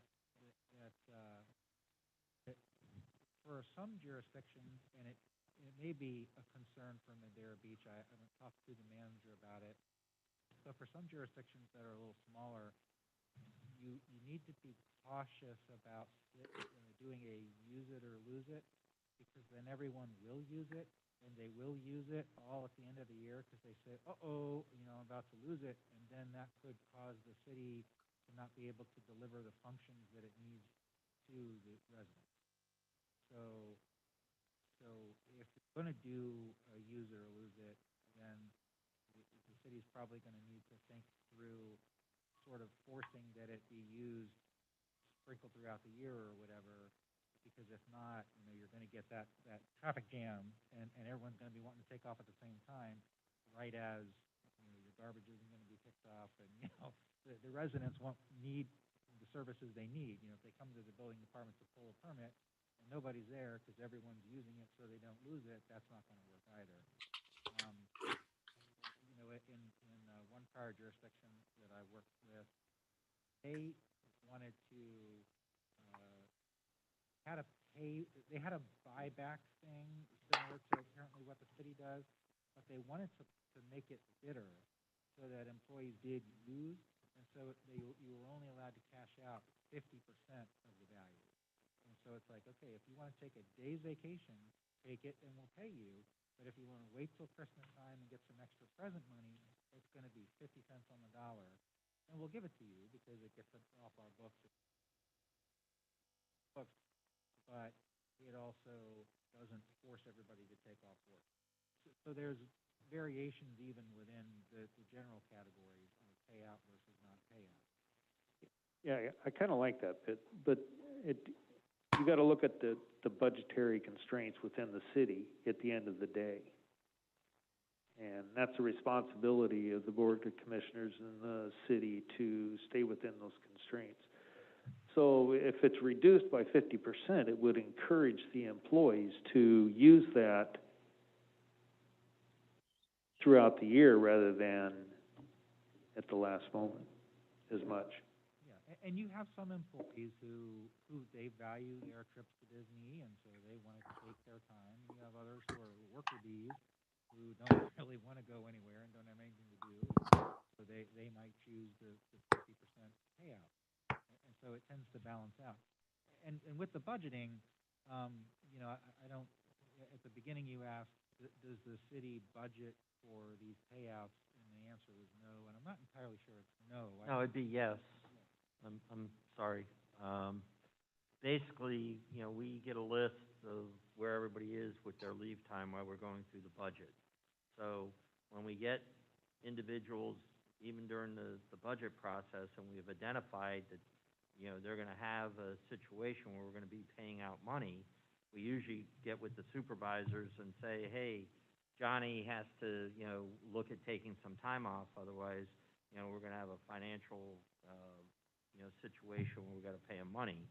Now, the calendar year is December, ends in December, and that's what we're all geared around. The budget year starts October 1. So as we're preparing the budget, you know, as we start into the budget and everything else, that's one of the things that we look at is where are our leave balances. Also, you know, we look at, you know, which isn't really pertinent to this, but, you know, we also look for things like retirements and stuff where people are going to be leaving, and there's a payout that we're going to have. So we're sure that we have that funding already earmarked within the budget. Then if for some reason somebody doesn't retire when they normally would be planning to, then, you know, we have an overage. But same thing, you know, with the 400-hour rule, that if you plan that, you know, you might be paying out this money and you have the money in the budget, and we don't pay it out because they heed our warnings and they go use their time or go take a cruise, when all of a sudden, you know, you can start taking a cruise again or whatever, and they use their time. I really believe that employees need to use the time. You know, I think I'd much rather have an incentive so they do take that break, because you get a happier employee, it's less stress, they're healthier, and so for all those reasons, I think it's important to really stress those things and make it more conducive that they're going to take their time.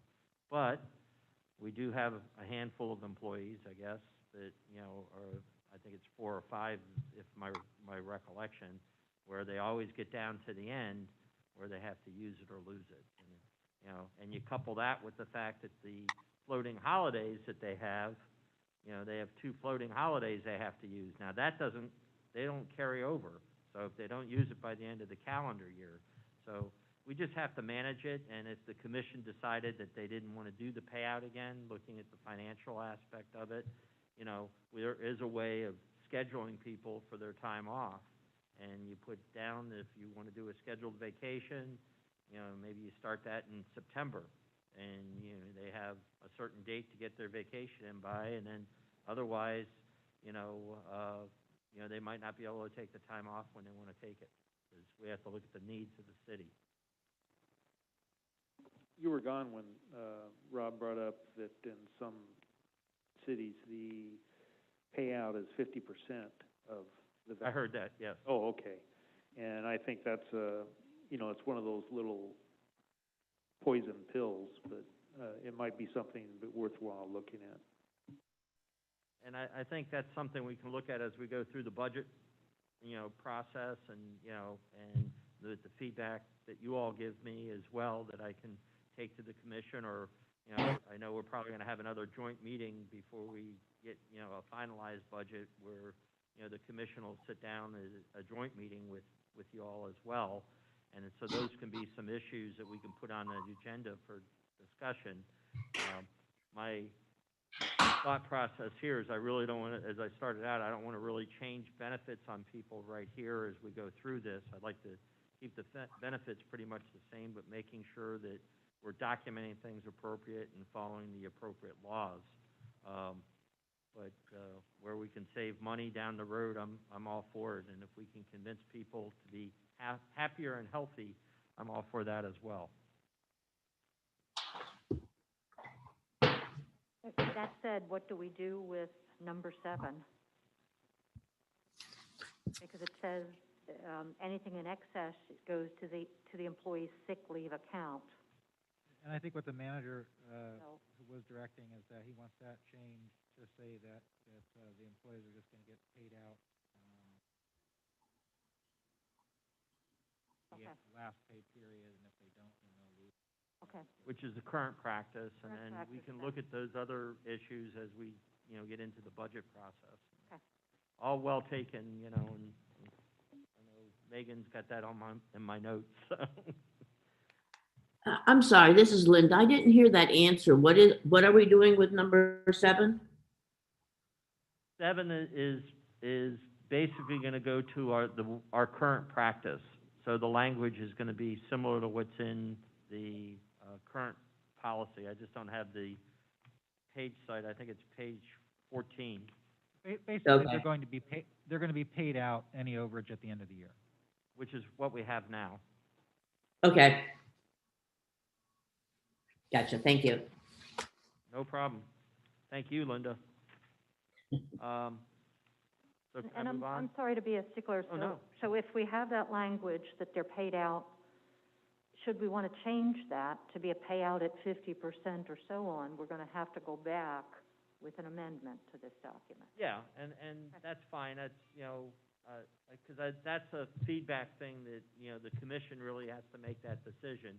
You all can make the recommendation, and, I think at this juncture, though, I don't, we have employees that have been here under one set of rules, and they all are used to the budget process. Things change.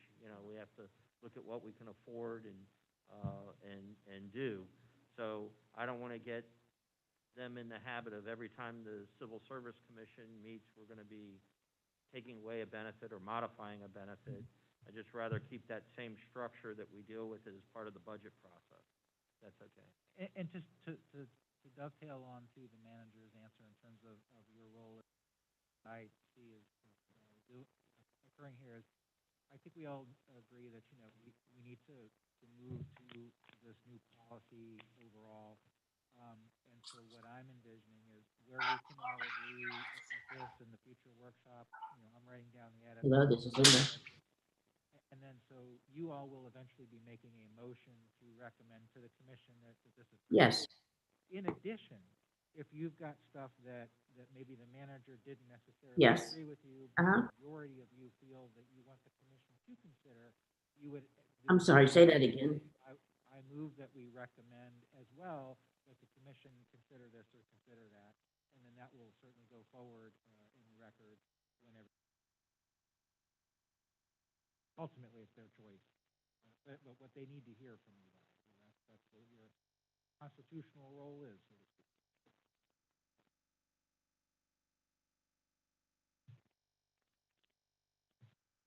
Okay, and the next page involves sick leave, so it'd be page 48 of 146.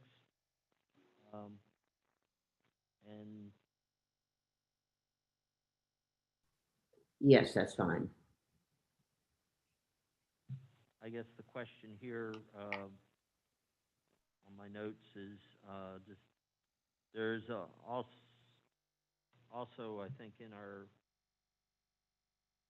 our old policy, there was a cash-out provision here if there was perfect attendance. So the cash out for sick leave is when you terminate, you would get 25% of your accrual. Okay. So maybe this is something that was suggested as maybe an additional benefit for keeping people not using their sick leave or calling in sick and having some type of a payout. But again, that would be a benefit change, so I'd rather try to do that. I'm misunderstood, so. Never mind. no change.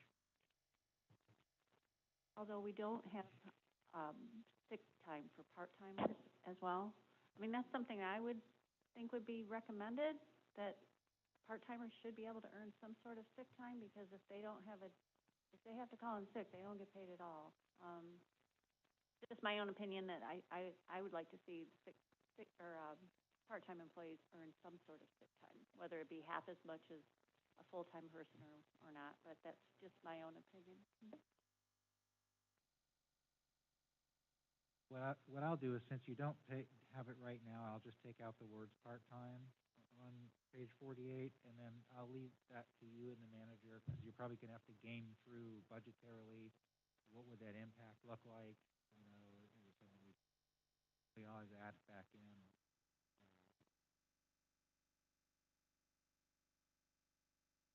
And usually there's not any payouts for a part-time employee, either, so, you know, with the sick leave, if somebody left, you know, would they not have a payout or do have a payout? So those are things, policy things that we have to get together on.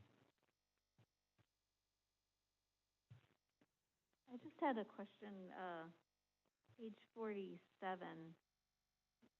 are we saying number 9 would also revert to the current policy as it relates to, the unused vacation time? Or is that, Yeah, it's all just gonna be the.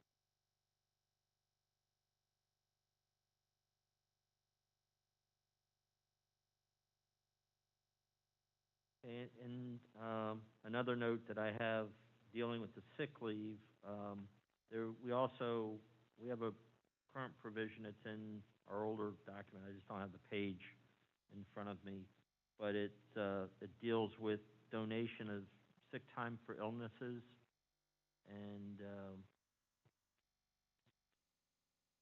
want me to see if I can pull it out of the book. I'm dealing with it factually.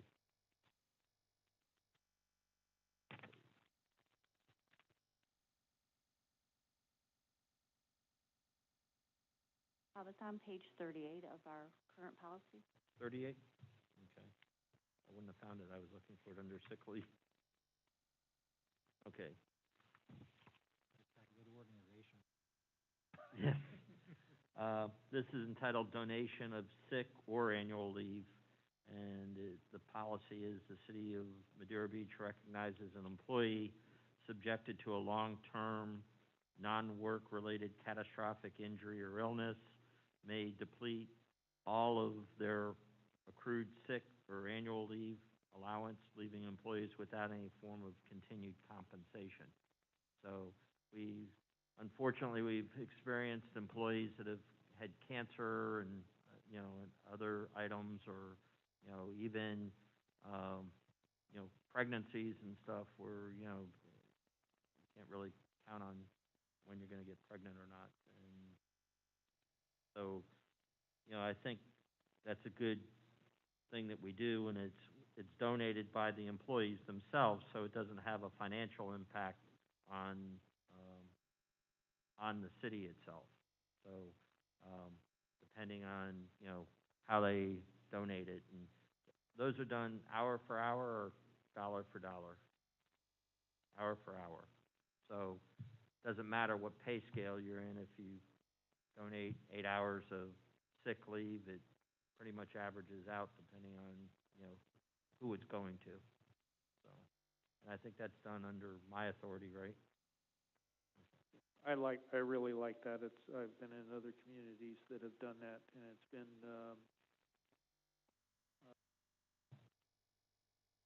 in a situation like that, it brings the city workers together for a common good, and I think that's a good deal. And just for your records, it's section 1212 in the old one. So currently, how does the process work? Does the employee send out an email to his or her coworkers and say, I need hours?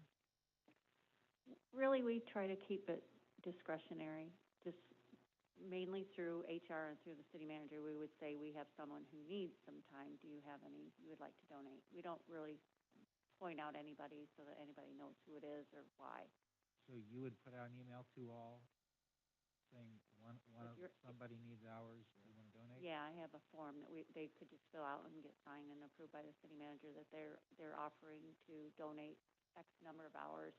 I think we had a maximum on it, maybe a 24 to 48 hour. We just had a maximum, I believe, on the form of how many hours someone could donate. And we don't identify who the employee is? No, for HIPAA reasons, we wouldn't wanna, you know, I don't think there's a need to let anybody know. I mean, obviously, you're a small city, so you pretty much know who's sick, I but, was gonna say that. You have 70 employees, you know who it is. yeah. Yeah. Well, in my feedback on that, or in sharing experience, is that, sometimes it can get awkward in these donation things because,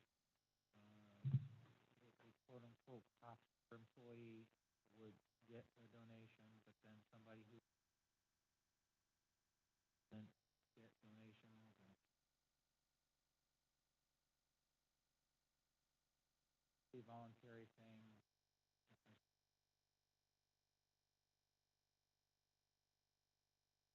Out of those decisions, so that treating people differently for some reason, racial, gender, whatever. So in some agencies that kind of want to facilitate this, authorize what's called a sick leave bank.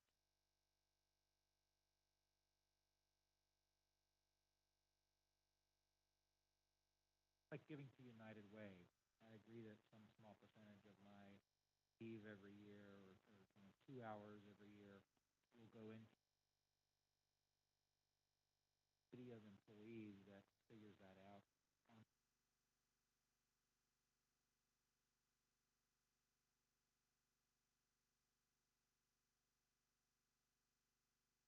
We had an application for our, we reviewed that application and approved it, so give this employee this much vacation. That's another model too that you might want to think about. Takes the personalization out of it, or guys having to solicit every time. Employee run thing from start to finish. Out 2 hours a month. I will take out 2 hours a month and give it to the bank.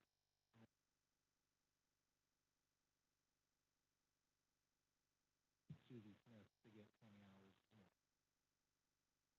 Guys, talk about that and see if that's something that.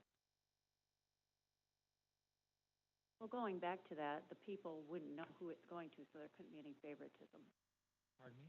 There wouldn't be any favoritism because people wouldn't know who it's going to. Well, I know, but that's something, that's a good thing. As opposed to, like you said, everybody knows who's currently sick. When the individual request goes out from you all, from management, it's probably better that when that individual requests to the sick leave bank committee, which is fellow employees, has nothing to do with the sick, fellow employees decide whether to grant. Just a different model. How would that work with HIPAA? If somebody needed the time, they put in a request, obviously they're gonna be identifying themselves with some type of health condition. Well, they number one, they don't, depending on what the application for leave has on the form, usually the form doesn't make them write down what their condition is. Usually they will come before the committee, or have their husband or whatever come before the committee and talk, about that. And since it's not a governmental function, it's not a sunshine thing, it's just a group of employees. And so all HR department would get is a piece of paper that says, the sick leave bank committee met last Thursday, and Susie Smith needs to get 20 hours out of the sick leave bank into her sick leave. Goes in the computer and does that. You and Karen have no idea what the deal was, you don't care. All you know is there's a sick leave bank, it's run by our employees, they told us to move the money, we move the money. So, but on the front end, in terms of getting employees to donate,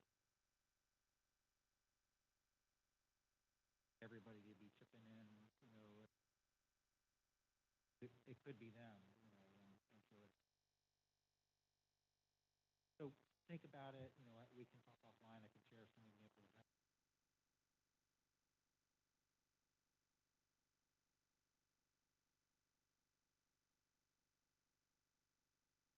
Okay.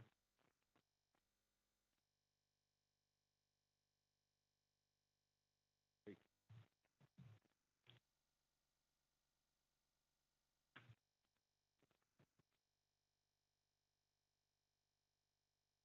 And then on page 51,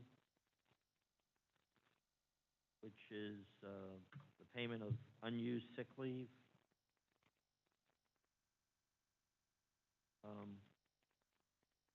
Currently, we just use 25% when we pay out upon separation from the city. And we don't have as spelled out in C, we don't have a maximum lifetime payout of sick leave. How long they've been here, it's just straight up 20. Straight up 25%, correct? Our union reps get, or our union, fellows get 50%, but our regular employees get 25%.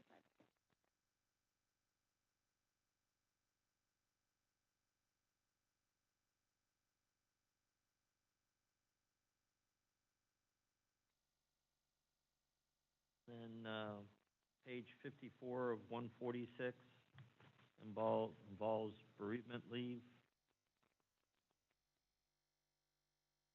We have a couple blanks in there, Karen. Can you fill those in for us? Page 54 of 146, bereavement leave under A. Okay, currently, if they're local, they would get 3 days of bereavement leave paid, and if they're outside the state, they get 5 days of paid. Well, I think that those two blanks deal with fire EMS because, you know, they work different shifts. That's right. So that's really what I was looking for. What do you all do?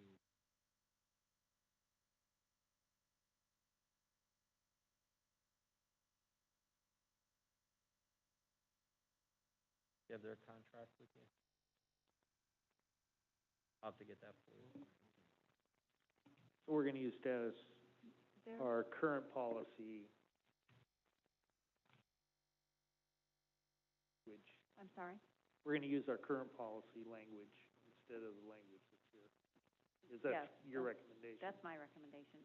We don't have, the fire policy is the same as ours. They get the same number of days for bereavement Okay. as the city employees. Okay.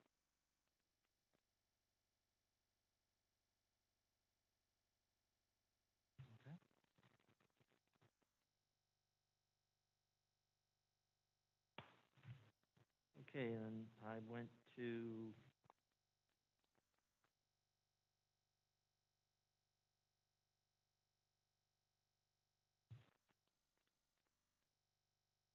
uh, 110, I'm sorry. 110 of 146. Big jump. Talk about safety, and we have a safety policy that's in page 22 of our guide.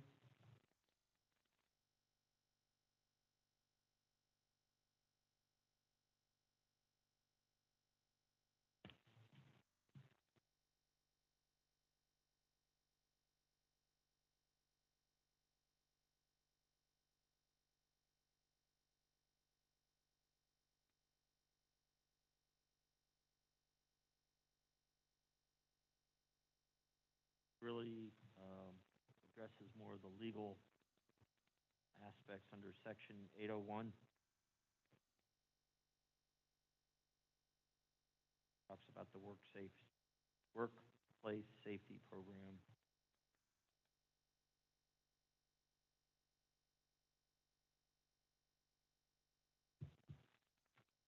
So the nuts and bolts of how we do business for reporting accidents and injuries, do we have that in the accidents and the safety side?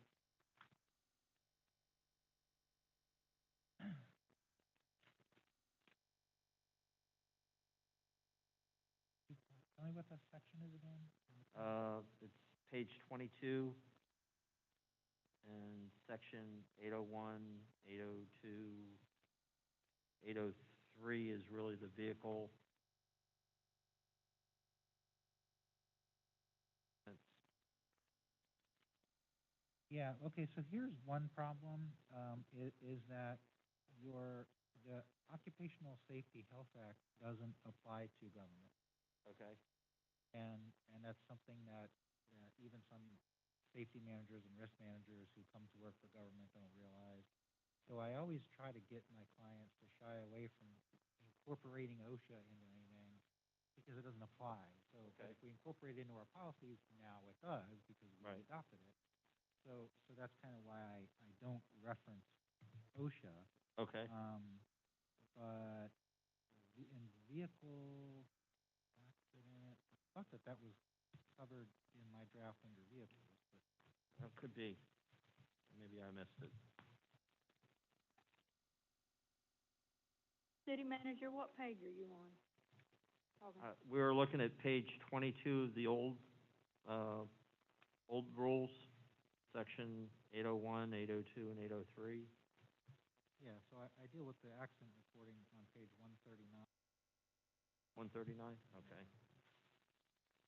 But what I could do to save time, managers, I'll just make a note on my safety page 110 to look at your Article 9.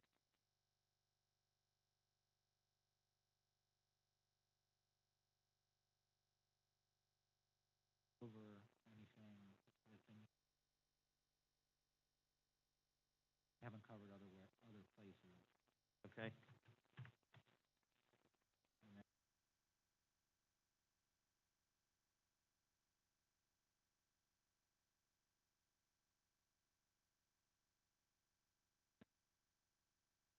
And that, Out of my notes was just some of the headings, particularly like page 139, 140. They had county in there, and it's probably your template that you had, yeah. that you were using, so just be changing it to city. If you can double check the headings when you go through. And also had uniform maintenance allowance on page 133.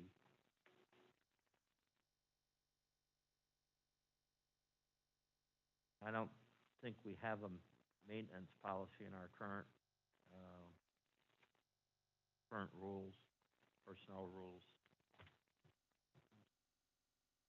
Sorry, 133.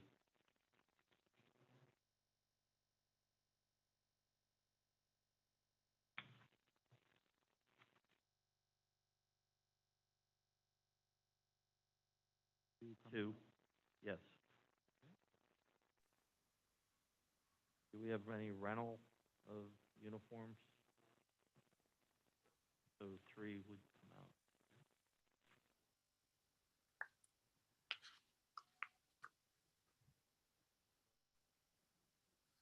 And that's most of the comments that I had. I know it's 12:03. You guys may have gotten into Clara's or any of the commission members, if you have anything spelled out of the items, you want to keep going? I would like to suggest that, it is 12:03. I have several things, nothing major. I commend you for this body of work. It's really well done. But I'd like to propose that we pause now, and if we have additional things, that we put them forward in writing so that the city manager can be better prepared. I mean, as an example, I'd like to discuss the code of ethics and talking about the value of gifts. We haven't defined what is value. To me, this may have no value, but to you it is. I think we need to better define that. So, but rather than slog through all of those things, because we might have different ideas, can I suggest that we jot down our ideas, take them forward to the city manager, and then schedule another meeting and go through that list? And if we can receive that list ahead of time, I feel like I can be better prepared to weigh in on what my other esteemed colleagues would like to discuss. Yeah, I like that idea. I like that idea as well. Can we get another copy of those changes that have been made so far? Yeah, definitely. I think what the game plan is that, our attorney is going to go ahead and incorporate those changes in the document, and then we'll get you a copy of the document. Do you want the changes redlined, or just make the changes that we've already agreed to, and then we can go back through it, or what's your preference?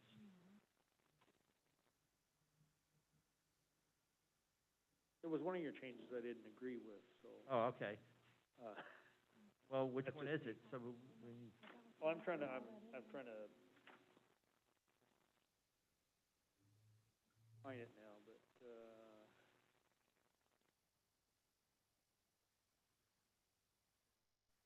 mine I are, feel like it might be easier, we've got like the old plan and then this draft. I feel like if there's too many drafts, I might get confused. Like, I have this draft and I have all my notes of what we've talked about today. If then there's another draft, then, I don't know, it might be easier for me just to use the draft and my comments as I have on this one, until we have all of the changes okay. into something new, just for clarity. I agree. Version control starts to get out of control really fast, so I like your idea. Well, what I would ask maybe the commission to consider is, so we've talked through changes today that mostly management has discussed, and y'all haven't voted on anything yet. And so I intend to go through and make those changes based upon that discussion. Again, acknowledging you all haven't voted to approve anything yet, and so more changes may need to be made. But before version 2 comes out, it may be best for me and for Mr. Van, for each of you to email me and him your requested edits, things like that. You said you had a variety of smaller things. Anybody else that does as well, I can make sure that the manager agrees with those, and then I can include those in version 2. I'd like to get as much editing done before version 2 comes out as possible, rather than do the managers, release that, and then you all still have a whole list of stuff that we would have agreed to as well. So I'd like to maybe just get those in advance, then, and give them to me like at least 2 weeks before we set our next meeting. I'll have plenty of time to make the edits and then get the documents back out to the commission. And you all will have had plenty of time to go back through it, and then hopefully when we meet next, we can crank through and maybe, that's okay? that'd be fine. There's a couple, I guess, feedback questions that I would have before we get to that. And I'm just gonna use this one for example. We have, on-call status versus standby status. And the on-call status, is eligible for a certain amount of pay and stuff like this. And the standby is basically what's reasonable for you to respond in a certain period of time and be able to get a hold of. So my question is, you have a lot of these people that live in Madeira Beach, they like to fish. Can they go out in the Gulf for 3 hours, 3 hours offshore? If you restrict them from doing that, then it's not standby status, it's on-call status. So there's no definition. Can they go to Jacksonville? Can they go to Miami? As long as they can in phone contact. So I'm looking at those clarifications, because that's really a specific thing. If you're restricting an employee from doing something that he would normally do, then he should be compensated for that. Yeah, and we don't have that in the, I'm sorry, we don't have that in the current policy. So those are items that are, that came over as part of the template that we can. Right, and my recommendation is to cover those things even if the city doesn't really use on-call and standby that much, because it may in the future. And part of what, part of why the number of pages grew here isn't because lawyers get paid by the word. It's because, I'm a big believer in and practitioner of preventative law. And so so if we can cover stuff that I know can occur, even though this city has never experienced it before, or never experienced it in anybody's institutional memory, I know, that this is a thing that can happen. Let's go ahead and address it in the policy so that if and when it happens, Karen's got a, okay, that's covered on page 103, here's how we're gonna handle it. And so, standby and callback are two Fair Labor Standards Act things that are dealt with by the Department of Labor's regulations, and I can provide next time for you. There's a whole host of variations when you talk about what if you're out on the golf, what if the Labor Department has regs on that, and they give employers examples, if you send Tommy here or whatever, or if Susie is there, because to some extent it depends on what their job is, right? Like, Mr. Daniels could be in Puerto Rico and still be able to take care of something and respond because he works with his mind and with his voice, whereas a firefighter's got to respond to a fire, and so he or she must be physically present. So you can't, and I don't recommend in your main policy document covering every eventuality or whatever, especially if the city doesn't really utilize standby and callback at this time. That's kind of the philosophy going on. Is that? So it's been 20 years since I've dove into the Fair Labor Standards Act, and I did it in depth, but does it spell out those two items in the? Right, and they make that distinction because one you're required to compensate the employee and one you're not.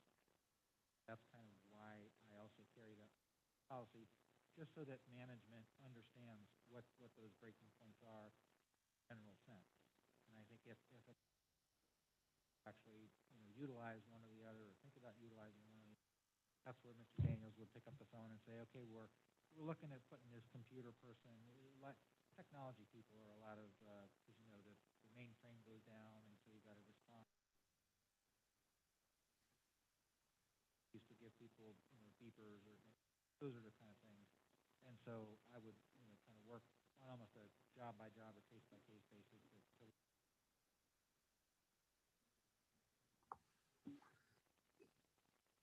Thank you. Karen, do we have any callback provisions in the fire agreement, the union agreement? Not in the fire agreement that I know of. Okay. They get premium overtime for Right. extra hours that they have to work. But we do have an on-call, we have on-call and we have callback. 2 hours, if you're called in for even 15 minutes, you get 2 hours of pay.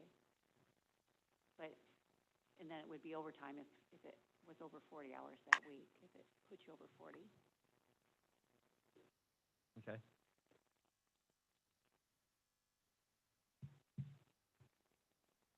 But I agree with you, Bob. If we were going to require an employee to be somewhere for a particular period of time, we have to have a mechanism in there.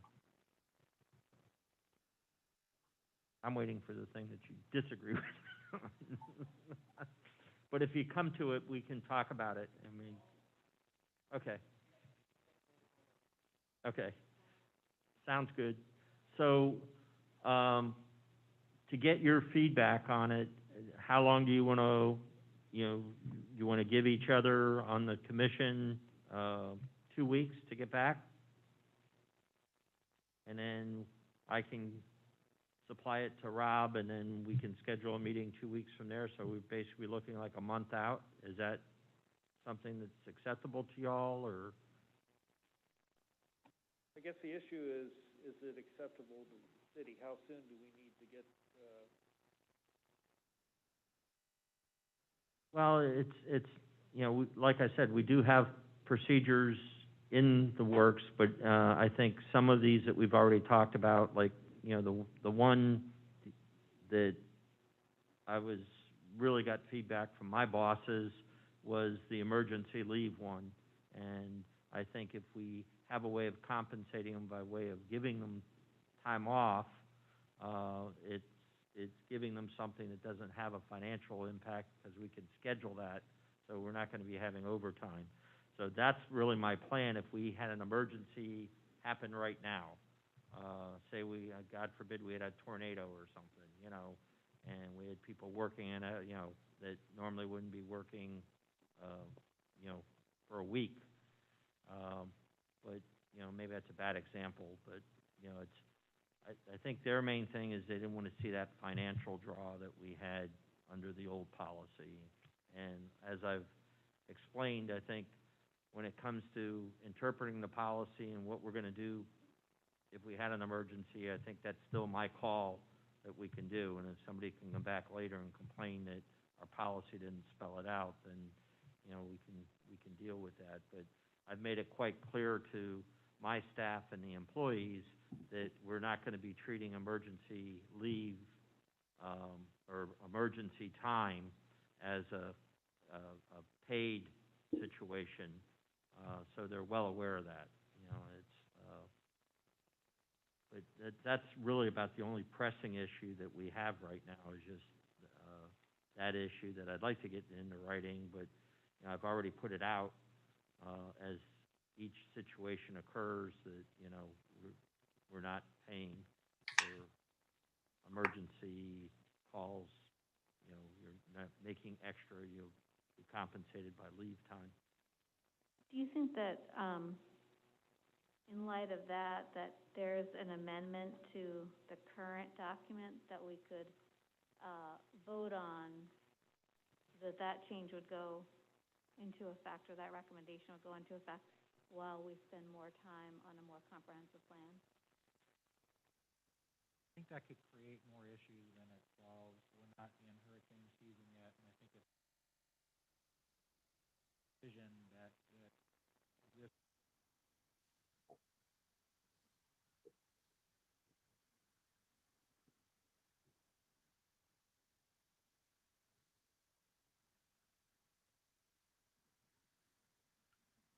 other part of the thing too is one thing you're Rob, I'm having a lot of trouble hearing you. Is your, My apologies. What I was telling the commission is that I think it might create more issues than it solves to take it separately. And taking it separately might draw a bigger focus on it and cause employees to maybe feel like something's being taken away from them, as opposed to if it's just a piece of the bigger overall changes that we're making. So my recommendation, unless Mr. Naylor disagrees, is just press on with the whole document.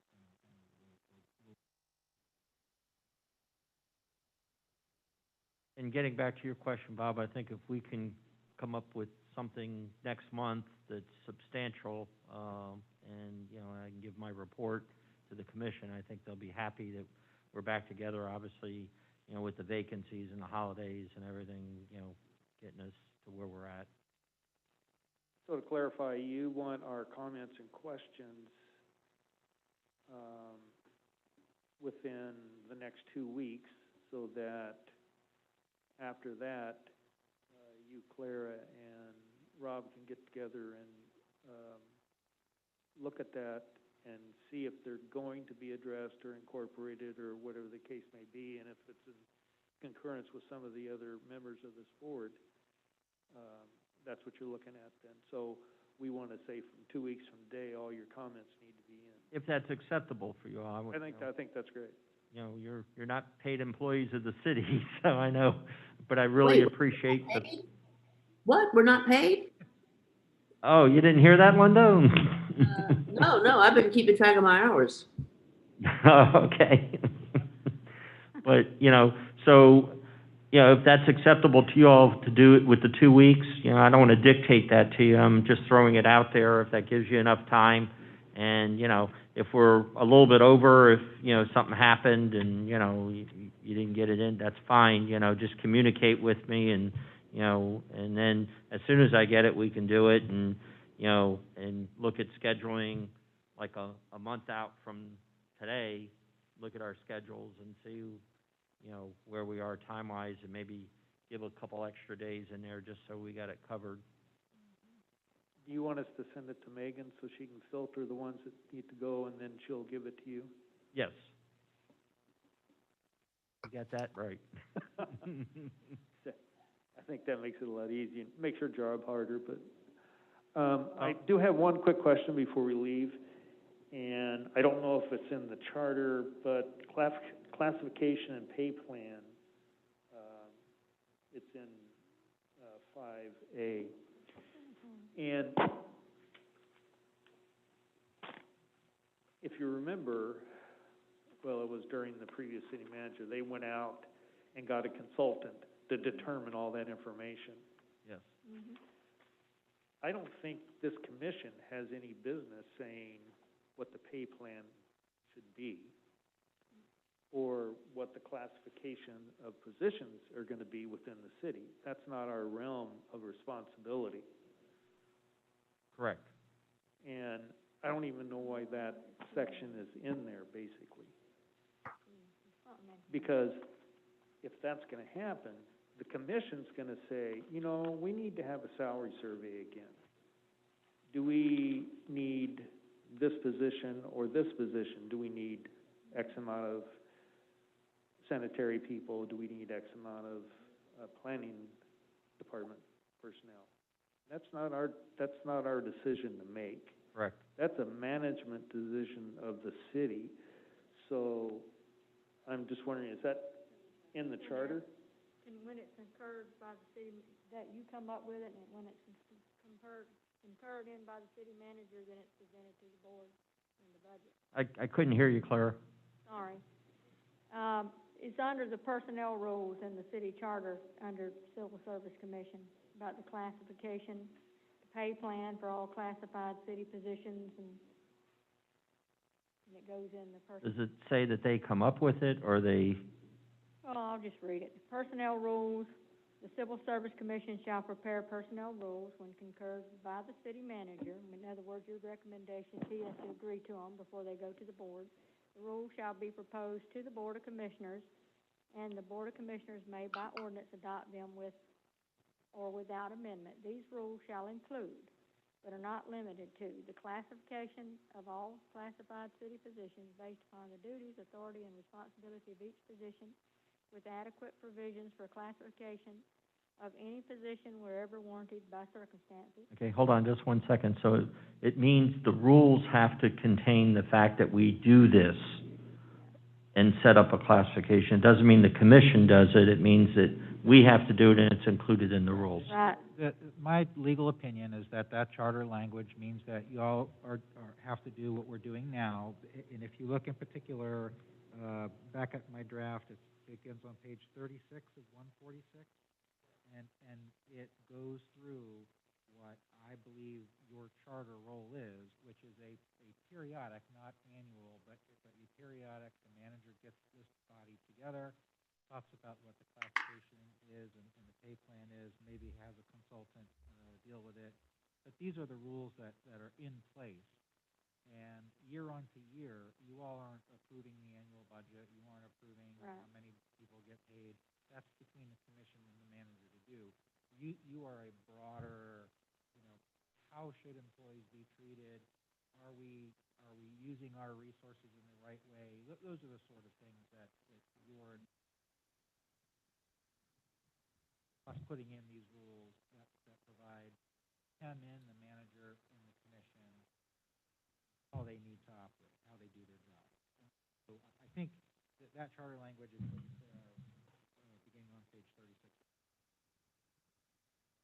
Mm-hmm. They just determine the method. And that's the reason you put it in there, Absolutely. Mm-hmm.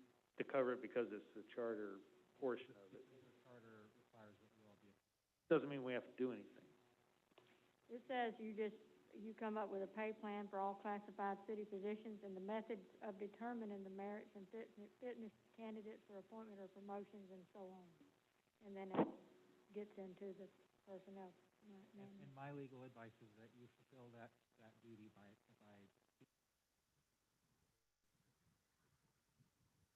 Okay, Yeah. thank you.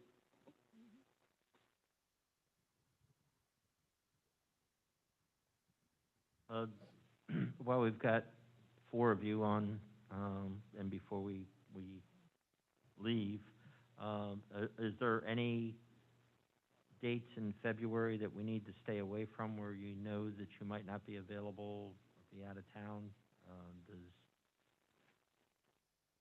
Tuesdays work good for you versus another day?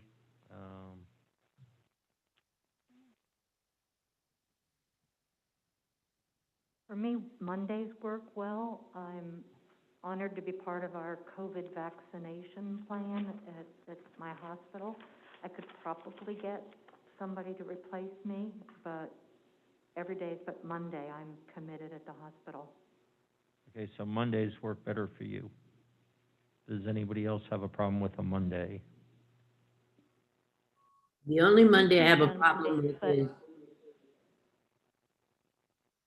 I have a What, problem with February 1st in the afternoon. Okay.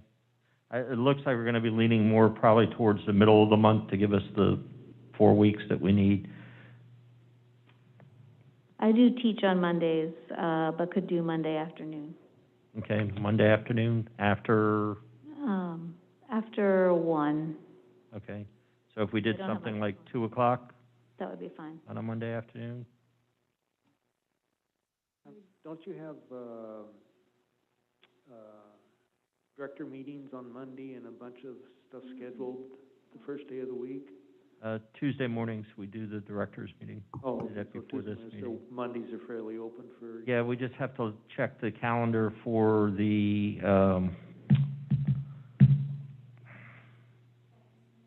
planning commission is in the evening though, isn't it? It's not in the afternoon, so we're okay. The magistrate hearings are on Mondays, sometimes at 2, so we just have to make sure if we pick a Monday in February, it doesn't conflict with that. Or we can even meet, we do have the city center room that we can meet in there if they're using this for the magistrates meeting. Mondays are open for me. Okay. Linda, how about you? Yeah, that's fine, For but, the first? yes, that's Okay. fine. So we'll look for a date in the middle part of the month, starting at 2 p.m. on a Monday. Okay. 15th is President's Day. Yeah, we don't have that as a holiday, but you might. We'll do it on the I think the last Monday of the month would work better for me.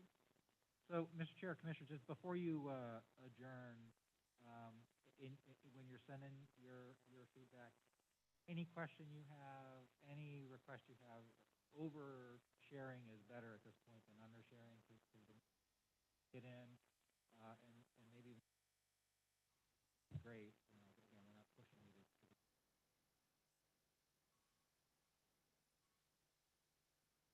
to put out version 2, and then you guys somebody says, well, I've had these 6 other things that I didn't share with you, so try to send as much as you can think of. When you send as much as you can, and you have, let's say you have,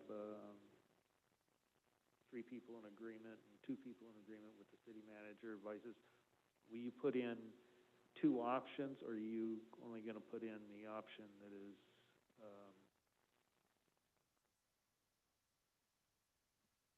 favorable to the city versus favorable to the employee? See, I really want to make it fair for the employees straight up, so that they feel good about working here. But I also want it to be clear to the employees what their responsibilities are. And so I think that my answer to that is, so let's say one of you has an idea, and none of the rest of you address that same topic. So the manager looks at that idea and says, I agree, that's a good idea. Rob, let's include that in the draft. As long as it's legal, I'll include it in the draft. Because so far I'm hearing no opposition from anyone. You all will then see that new draft next time, and then if the rest of you who are seeing it for the first time, because you all can't talk to each other because the sunshine before we meet, and a majority of you say, well, where did this come from? It wasn't in the first time. And he says, well, that was me. Then the rest of you could say, no, that's a bad idea. And then you vote and it comes back out. If one of you says it should be A, and one of you says it should be B, and it's the same idea, I think we aren't going to call it. We're going to, because there'll be a cover memo that comes, or a cover email, and we'll say, in your feedback, we got the following 2 proposals to deal with this. We have not put it in the policy because there's a conflict between what 2 of you think, so let's talk about it at the next meeting. So we're not gonna make judgment calls and pick whose idea is a winner if more than one of you are talking about the same topic, okay? For you to do as a group, as a full commission. Questions that you ask, if they're procedural in nature, or how does it say do this or that, the administration is gonna come up with those answers. If it's some legal thing of, why is this law this way, I'll come up with that. And again, when we send you version 2, it'll be over either an email or a separate memo that says, here are all the questions we got, here are all the answers to those questions. Does that sound like a good? Sounds good. So to clarify, we're only gonna send to Megan, or we're gonna send to Megan and you, or Megan's gonna forward it to you? Megan will forward it. This way you only have to worry about sending it to one person. You send it right to Megan. If there's items, like I said, that you just have questions, and even for the new members, if there's a procedural question or anything that you have, send it. We'll get answers to you of all your questions, and then the items that are related to the procedures, we'll put in here. The only thing I want to add to what Rob said, I think my job is to try to get some type of a consensus from the commission. I really don't want to get to a point where, there's item A and item B, and they're diametrically opposed. I think we can rationally look at things, and I agree with you, Bob. I want to do what's best for my employees here, but they have to be accountable to the working environment. And so I think we all share the same things at heart. So if we have a difference on one thing or another, well, let's talk about it a little bit and maybe delve into it a little bit more, and try to come to some type of not a compromise, but a consensus, and just say, okay, well, this, I agree with you, it does sound better this way versus that way. I don't want to jam something down your throats. That's not my intent. I'm just trying to help facilitate this process. And I don't know, so you mentioned new members. Does the city provide any orientation or whatnot to new board members about Sunshine and records? I think Clara sends that out. You do the Sunshine information out to each of the board members? Yes, I give them a manual and, things like that. Okay. And plus, I was wondering, because I remember way back when the commission wanted the handbook, the policy to go through, after it was all said and done, they wanted it on a workshop, so say February workshop. And then, of course, we'll have a new commission on the 10th of March, and that'll be first reading, and it'll give them time to go through the public hearing process and add their comments. Yeah. So They just, want to talk about it at a workshop, I do. Well, we'll probably do it in March instead of February, because I'd want the new commission to have their feedback on it and ask their questions. Right. so just because there are new members, in case you didn't read the materials that the clerk provided you, because you're public officers, need to make sure that you don't interact with any of your other fellow commissioners outside of a noticed meeting. So in this whole email Megan, don't email the rest of your fellow commissioners. There's Your ideas or your... silos between you, because we don't want to get accused of sunshine violation as we're doing this good work for the people. And do remember that anything you generate, even if it's on your own computer, in terms of emails or whatnot, is a public record. So if you're talking about your duties as a commissioner and whatnot, if you're sending it to a city email, you don't have to worry about retaining it, because we capture it, on the city server. But if, for instance, a fellow citizen who's watching you on TV or whatnot sends you an email and says, hey, I didn't know you were on the Civil Service Commission, please tell the city manager to do this or that, that's a public record, so make sure to immediately forward that to Megan so it's captured. This question is for Megan. What do you want for a heading, so you know that all these are coming for this purpose? I would just put the civil service recommendations for personnel policy or something along those lines.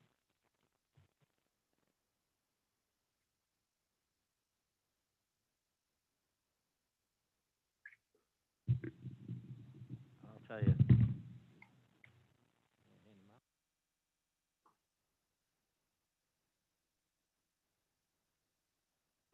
again, thank you, everyone, for your time.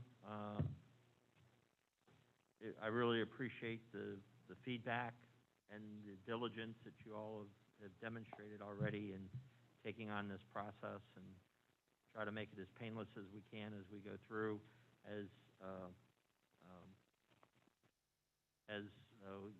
Even when you're reading through this and you have a question, to me, there's no question that we shouldn't be able to answer for you. So, like, Rob said, if it's a legal question, I'll have him respond directly. If it's something else, and, or we can cover it at a meeting to make sure. But please, use us as a resource, and we'll get through this. And anything else in the future, it's my goal is to be here for a long time. So, hopefully everybody else agrees with that. But really, I appreciate your time on the board, and I guess you all need a motion to adjourn. I make a motion that we adjourn our meeting today. I'll second that. I'm in favor. Aye. All in favor, say aye. Aye. Aye. Aye, aye, aye, aye, aye. Thank you very much. Rob, thank you, sir.